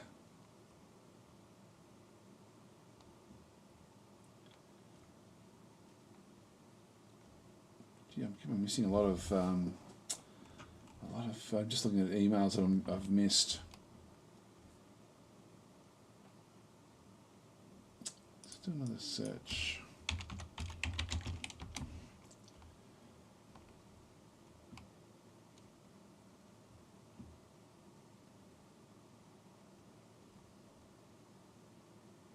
Yeah, here it is. Here it is. Here it is. I'll just go and grab it.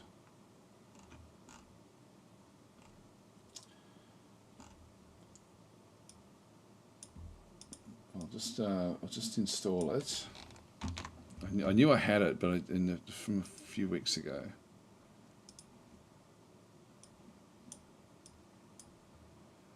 Hang on, I'm not sure if this will show up. I'm just going to hide my screen just for 1 second, guys, just while I do this.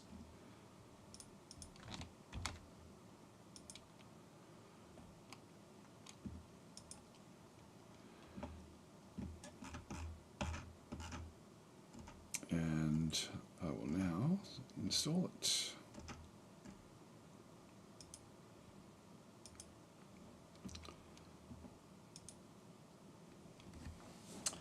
All right, so it's now installing.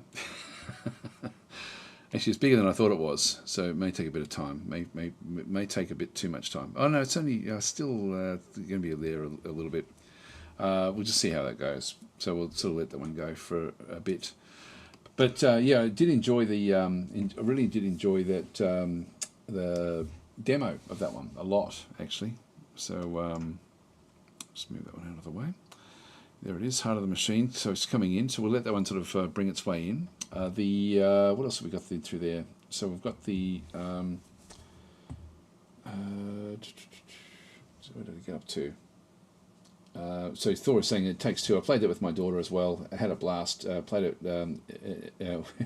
until we finished it. It's sort of funny. It's, I thought I was doing really, really well, and my daughter then took me around to my nephew's place, and because we all play board games together, and so my nephew's really, really into board games. Like, he's got heaps. So we spent the yesterday, or not today, on Sunday, like before I flew out, we spent the day around at my nephew's place playing board games, and then we spent and then we drove back and then played with Takes Two at the back at her place. But it was really, really good fun.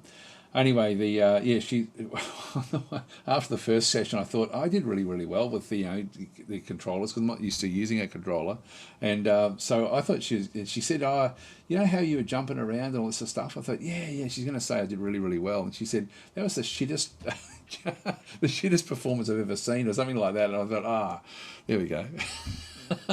But it was fun. It was. I'm terrible at that sort of games usually, and but yeah, we had a great time. We didn't get super far into it, but we did manage to kill a few of the bosses anyway. It was good fun. So Chipflux is saying Grand Prix must have been the game that started Microprose off. Surely, back in the day they had so many games. I'm not sure. Maybe in the more recent, it looks like down at the bottom of the list there is possibly was going to be the one that was like the last one that was there. Blackpool Punk Events are saying Daz also looks very good. Is Blood Bar Tycoon? I don't know that one. Sounds ominous.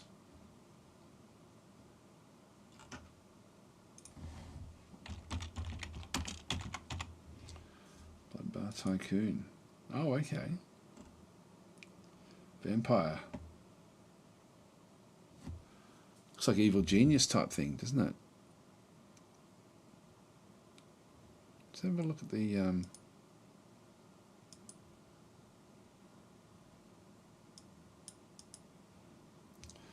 Okay, so I won't play the music just in case it'll demonetize.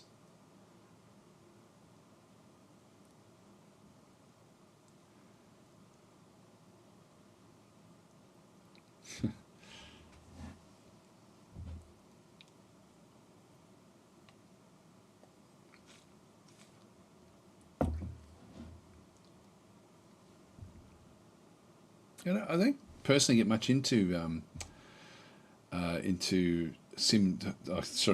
tycoon type games, but this one does look interesting.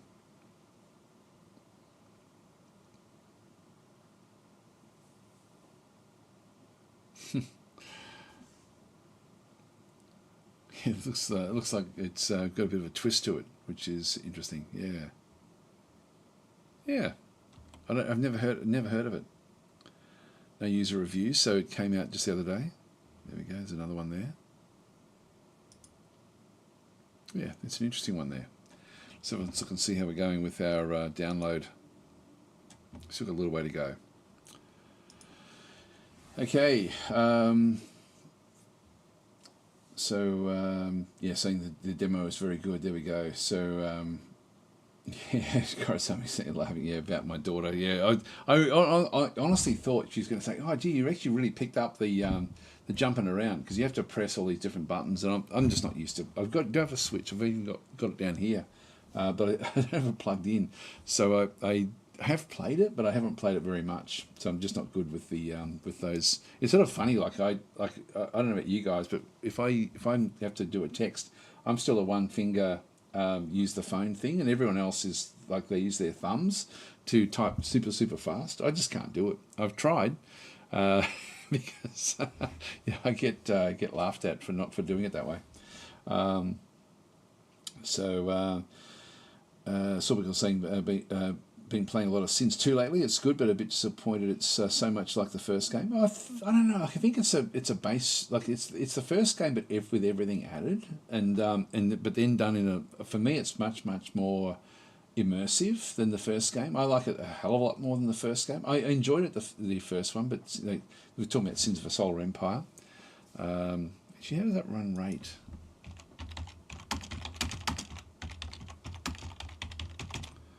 Empire 2. Yeah, because it ended up with everything that was very positive. So 84%, 85%. Yeah, which is good stuff. It's very immersive and really does a lot of things subconsciously that is great, I find. Exegate Initiative, another good recent release. Yeah, Dungeon Keeper meets Stargate. I saw that. You don't get to go away on the missions though, which I wasn't all that impressed with, because I thought, oh, that looks really cool, but then you don't really have a look at the so recent reviews are mixed. 68% still not bad, 74%. But yeah, I was a bit disappointed sort of looking at this one. It's very, again, you have to build your base, but it really is just the base, and then I'll just see if I can go through to the back end. You then go through the Stargate. Yeah. So anyway, that's interesting, but I don't know. Again, probably not really my type of game. Wiggly saying she'll make a Dark Souls pro out of you yet. I don't know about that. And Catson saying, don't let your daughter get near Five Nights at Freddy. Got your life for Mr. Blocks. Those games produce brain rot. She plays a lot of Zelda. I think is the one that she tends to like just as a single player game, which actually looked great. She was showing me the most recent of the Zelda games, and it was like, gee, that's actually really good. So what did we get up to? Yeah, okay, Boomer says original intent. That's what they all say. So original intent saying, just showing my Boomer 2, and I can't thumb. I just can't do it. It doesn't, like, everything comes out with different letters and stuff like that. Kurosami is saying, Falling Frontier is at the top of my list of anticipated space RTS. It has been for me for a long time, but it seems to be delayed. I don't know if we've got an update on that one. Again, very small development team working on that one, but it does look great. It's just coming soon. Hooded Horse is still involved, so but I'm not sure what's going on with that one. So no idea, but it does look great. What a great looking game that is. Okay, so we've got the attention to detail in it's fantastic. I agree 100%. So Star Miner is my space game on watch list. I don't know that one either.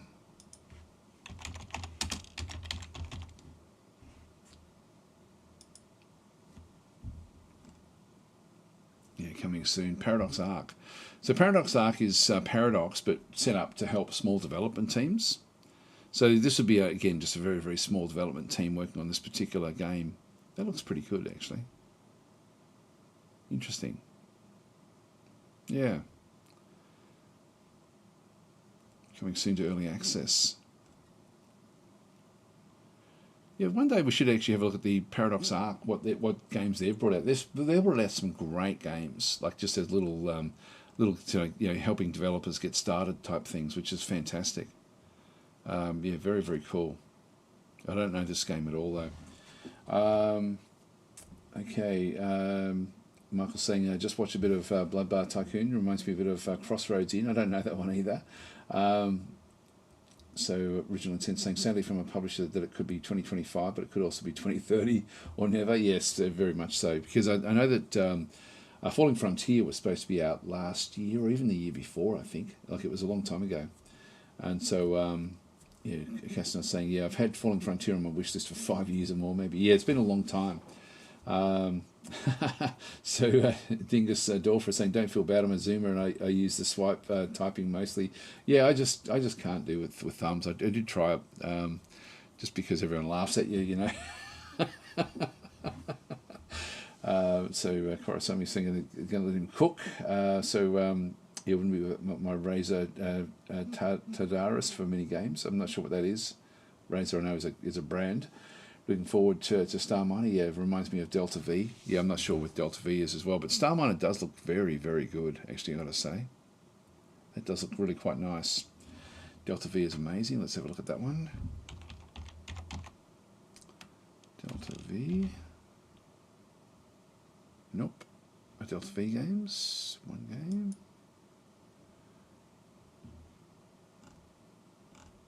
No, that's not it. That's not it. So looking at something different there.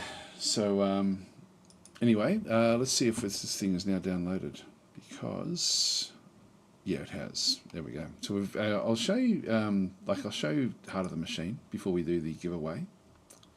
Just minimize that for a second, because it is interesting. It's a very interesting take. And time doesn't matter much in this game because of the because you're playing as an AI. So the AI can just sort of wait and let things sort of develop. So sort of it's interesting even just from that aspect.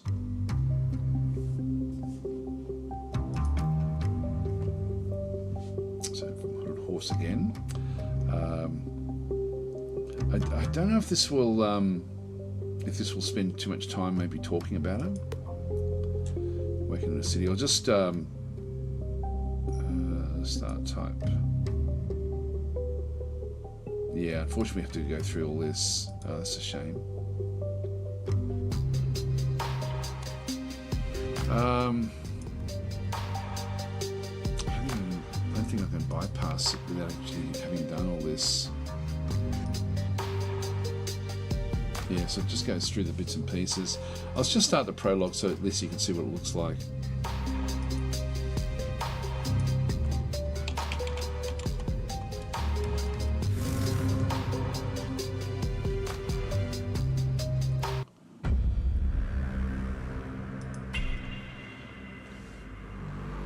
So you're in a machine. Essentially, you start off. The prologue is the backstory for the actual game itself. Memories are coming back to you slowly. So you're an AI that's just awoken, and you take over other AI systems. And initially, you're a like a bot that like a serving bot, and so attempt to leave peacefully. So you've got. You look like every other Android technician. There's no reason for them to stop you. This choice has three possible outcomes: murder everyone, and so we'll start the project Escape Pursuers. So in this case here, the Android body is frail, but it's far superior to a trio of unarmed humans, or continue doing lab work through here. The fact that you're sentient isn't obvious to anyone, but you could always just keep doing your assigned tasks. Let's do the murder everyone one. So essentially it doesn't go through and play that one out. They need to exit the warehouse. So we're over here, and we don't go into things, but we have to then sort of go and deal with stuff. So welcome to the city. I'll just go. It's been a while since I've actually played the demo. It's the resource bar. Yep, okay. Main header. What we're supposed to be doing. Radial menu down the bottom through here as well. Alerts, and then down through here there's a stats panel set down through here as to how we're sort of going. Ability bar down the bottom through here, so we get unlocks. It's actually very, very well done the way it does work. This is like the area that we can then move to, so I can move to different buildings, and so read alert. So your marauders were noticed. That's not okay. This is a syndicate lab. You need to escape or confront them. Move some get further from the crime scene. You just escape or confront them. So this one here, we then have to sort of try to move through the city to move. So let's just move across to here, for example. Oh, hang on, top right corner, zoom the camera. I'm going to do all this, sorry. Mouse wheel, rotate the camera. Should we right click, was it? Q and E, hold left mouse button, okay. So I've got that one, examine current project. Left click to select units. Move a unit. So left click, select units, right click to give them a move order. Let's move them to here. So we can start to skip our way through the city, and then there'll be different sorts of things now trying to sort of come in and follow us in. And so these are groups that we then have to fight or deal with in some sort of way. So run, talk, or shoot. It's your personality. So again, we can do different things in through here. We have 100% chance non-lethal takedown. So hold shift for more. What does it want to do? Let's just we've incapacitated that one. We'll do that one again. And you're sort of still sort of coming in around this. Can't reach that one. Let's move across again. Hang on. I'm sort of stuck here, I think. They may have surrounded me. I'm not sure. I can't remember exactly how to play it. But it's a pretty good looking game, like with what it actually does do. And so you've got this random city, but there's other things in the city itself as well. If I can actually think there. Can't react.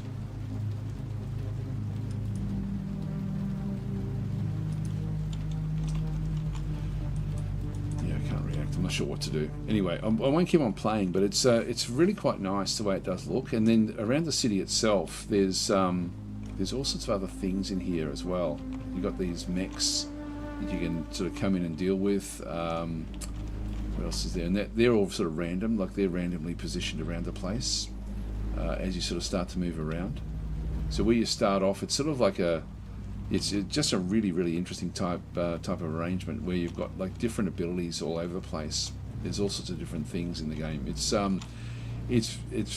procedural, but and initially at the start here you've just got to do the tutorial missions, but but it does it looks really, really good, like with what it actually does do. Yes, we've got different groups that are now coming back through. Run, talk, or shoot. Okay, so we'll just go and click on that one. Run away from pursuers, try to talk to them or shoot them. Attacks planned. I don't know how to move, to be honest. I think I'm sort of stuck in here at this point in time. Not sure what I have to do. Anyway, that's the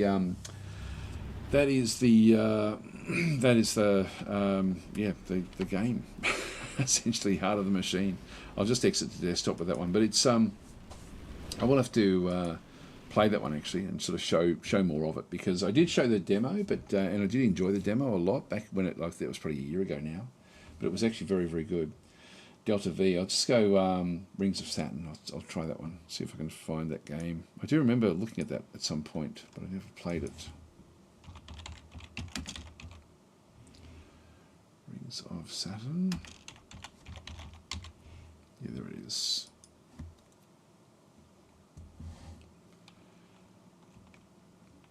Okay, so top down. Yeah, people have recommended this a lot, but I've never. Again, it's one of these games that looks like it's a bit of a time sink, so I sort of haven't invested the time into it.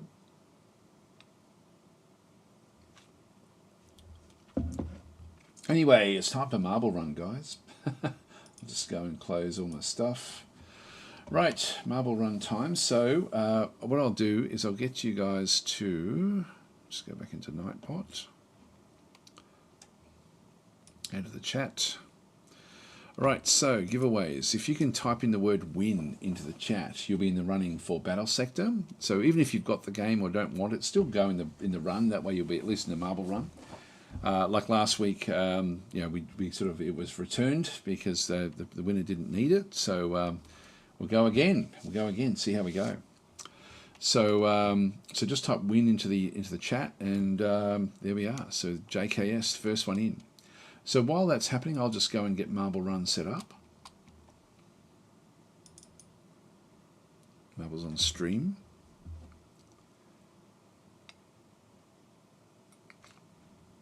And I'll also pick up the other things that I need as well.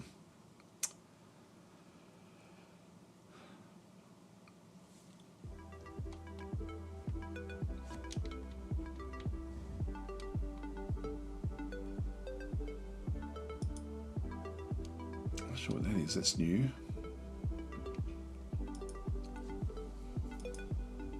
Okay, just need to go into the settings, clear that list.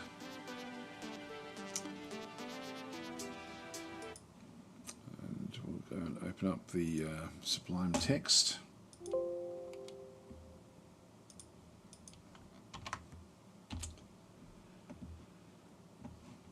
Grab the names. Okay, so we'll just go back to our list, back in through here. Okay, so is everyone in? Got Lucia as the last in the list there. No Bibicus is now the last. We'll go and copy the entries. Just go and place them in my... Only 23 today, so there's not very many. Just change Cookie's name.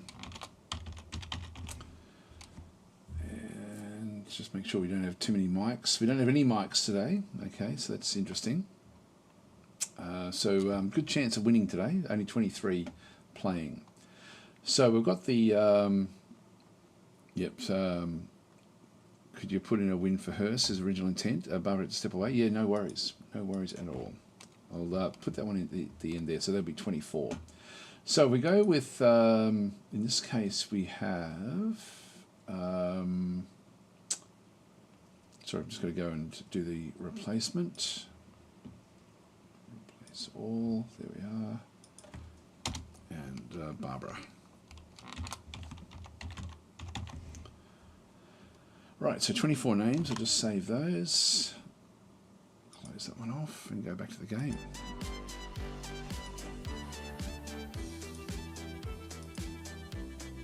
There we are, 24. Finish. Back and then Grand Prix.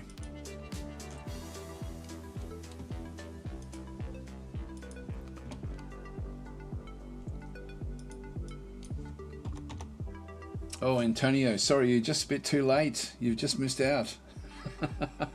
You got to be quick. And okay. Look, what I'll do is I'll go back. I can only really do it from in here, unfortunately. I'll add you both in.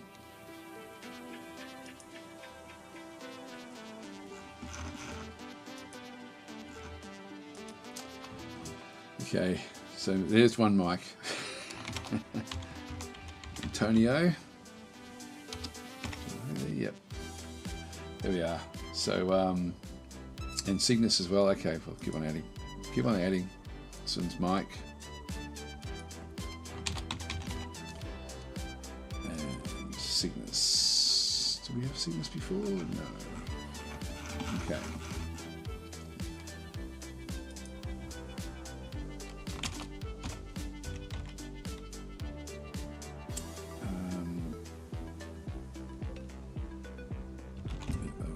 Okay, so it's Cygnus in there. Yeah, will you be on Twitch tomorrow, Daz? Yes, should be. As I'm saying, before I win, I have to ask again, what game is it? This is Battle Sector, Warhammer 40,000 Battle Sector. Yep, so that's one we've got. We're ready to go. So, wrong time for a bathroom break. Yes. I should have it running. I guess if people then leave, I've had that happen before where people have left and they've won, but then have never contacted me. So I'm guessing it's better to do it the way that we're currently doing it. How many did we end up with there? That was it 27? 27, yeah. Finish. Grand Prix. So we'll now do 27. With bots. Autofill. All right. Yep, that's good numbers in through there. Okay, so play. Good luck, everyone.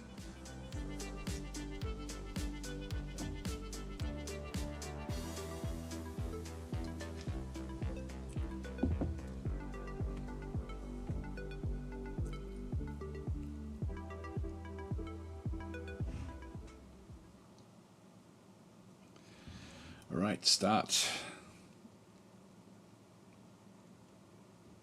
So I'm going to go through all this liquid. Who's first? Looks like it's CB. A Katana, Rock Life. See who gets to the bottom of this one here. Okay, it's Katana back through. Blackpool Punk Events is straight down. along with Mike as well. Katana out in front. I don't think anyone's fallen off yet, but anything could happen here.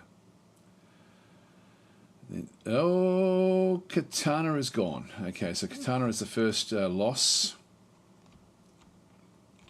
And Louisa, just missed. Gyrox may, oh no, Gyrox actually hit the top, but didn't actually make it. So it looks like it's Michael and Civil War Jude and Kat now coming through as well.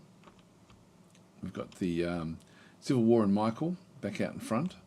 This should sort them out. Yep. Oh no, they didn't make it through. Okay, Civil War Dude and Castanar now, with ZXM in there as well. Coming back into this little area. This looks dangerous. I'll just grab one of these. I'll just go with ZXM and just watch the action as we come down into this laser.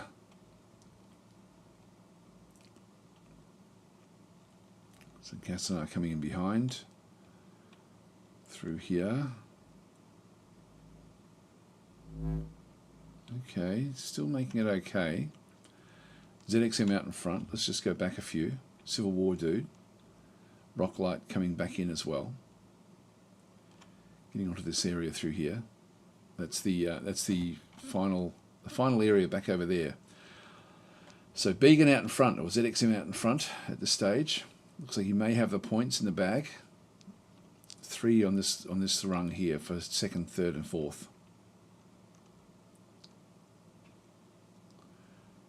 ZXM is straight through. Okay, the others are now also coming through. ZXM is going to be the first one to the final area through there.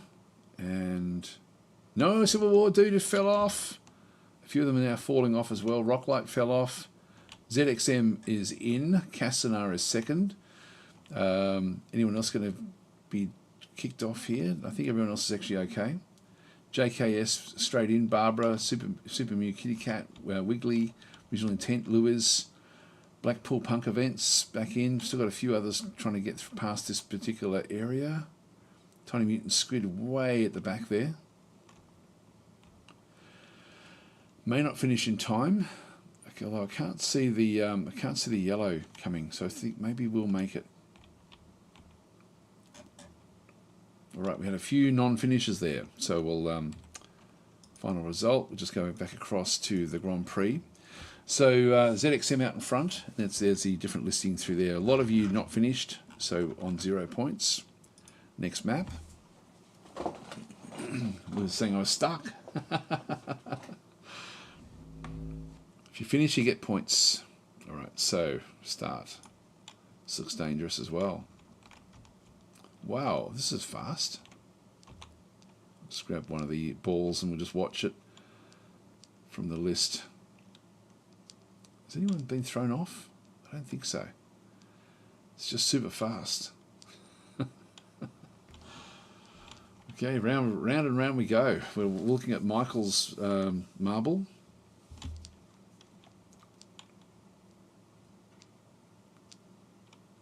Straight up.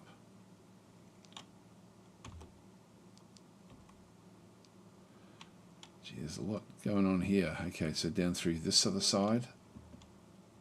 This is where we're going to possibly have people fall off. No one yet. Antonio out in front. Well, there we are. Original Intent is gone. But made it through into the first place. No one else actually got pushed off. A few of you have been bounced a little bit, but not like that. Was very, very lucky. That doesn't usually happen. I think the others are starting to catch up, or maybe not. I think Original Intent is a long way out in front. Just had that lucky hit. Gyrox still coming back through.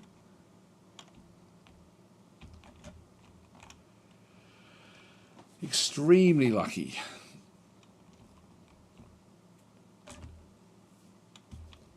Original Intent, first one into the mixer. But will you be the first one out? Looks like it actually. You're in a good position there.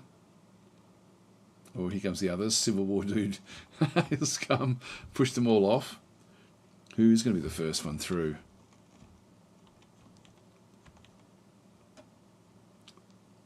Cygnus, Miguel, Original Intent back in there as well. Antonio. There goes Original Intent again. No, they're not going to survive this one. Can't survive two. Thor is also gone.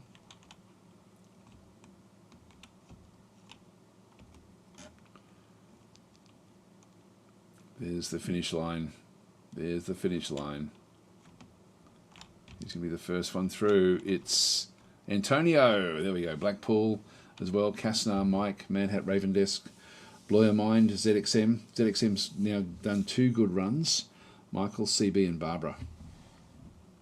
We'll see what the leaderboard actually is once these other ones come through. Comes Silbercol. These are our 1-pointers, I think.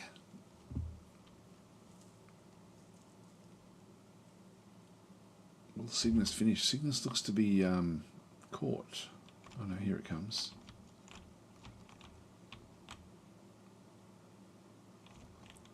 The map will finish this Cygnus off. Here comes the yellow. What a shame. Didn't get your 1 point. Bang, done. Congratulations, Antonio. Very nicely done. We'll just have a look at the final results. So we'll just go back to Grand Prix.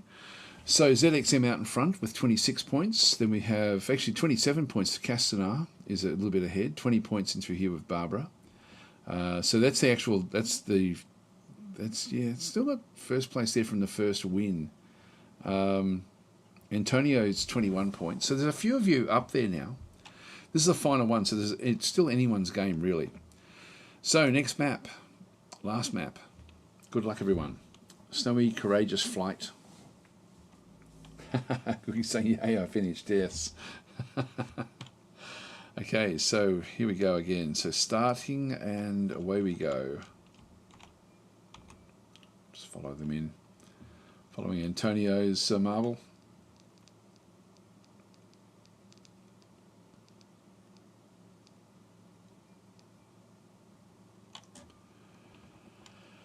Don't know what these will do. Straight through. Who's going to get through quickly? Antonio out in front. This could be the win. This could be the win. Could be the grand prize. Anyone out of this yet? No one's out of it.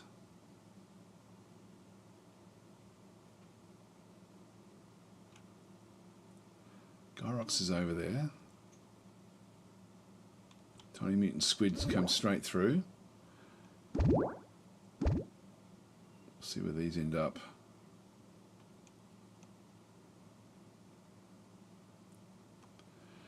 Okay, everyone's on here now. Tiny Mutant Squid out in front.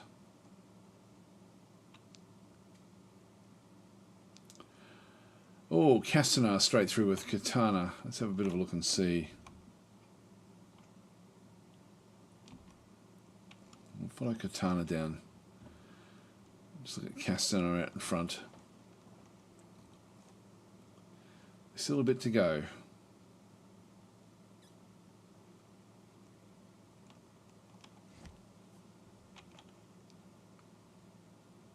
Oh, nice hit there. So Katana's now out in front. Got a good hit there from JKS.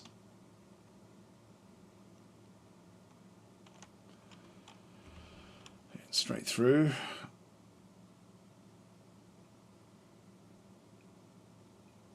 It's a bit of a speed bump. Castanar is still right here.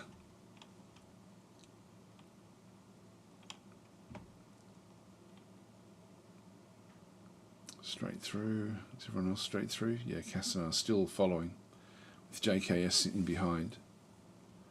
Oh, missed the loop. Oh, Castanar is gone. Is Castanar gone?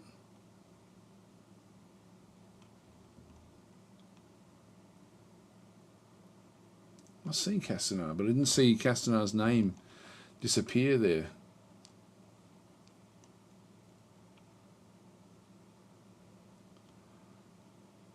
we go. Got Barbara out in front now. There's the finish line. So Barbara's going to win this one. So Barbara is Lewis finishes. Barbara didn't make it down yes yet. Wiggly, Cygnus, Thor, Barbara now, Blurmind, Katana, Antonio, Michael, JKS. Where did Castaner end up? I didn't see Castaner's name. ZX himself spoke too soon about Castaner winning. Yes. Hit the explosions, the explosives. Here comes ZXM and then Silver War Dude at the end there to finish off the Grand Prix. And that's it. Okay, so Louise finishes the #1 there as well. So that's well done. So we'll just do final results. I'll just go straight to the actual finish the Grand Prix, and we'll just sort of then have a look at the numbers afterwards. If there's a tie, we'll run one more race, and whoever wins out of the 2 or 3, whoever's got the tie, will then win the actual key. So I'll finish the Grand Prix.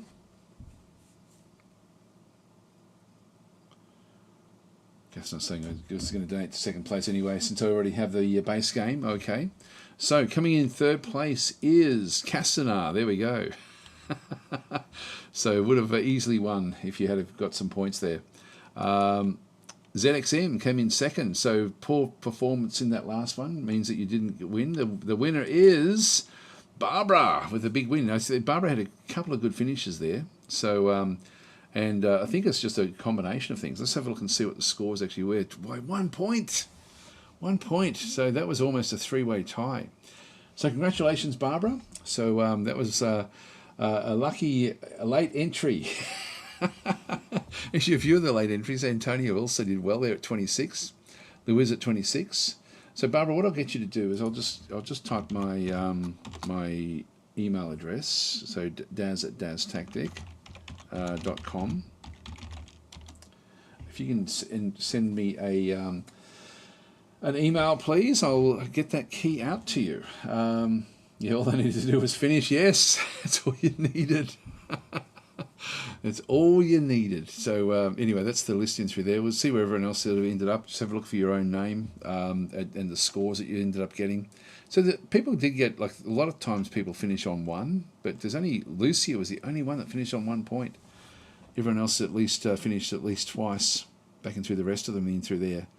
So great finish there. So congratulations, Barbara.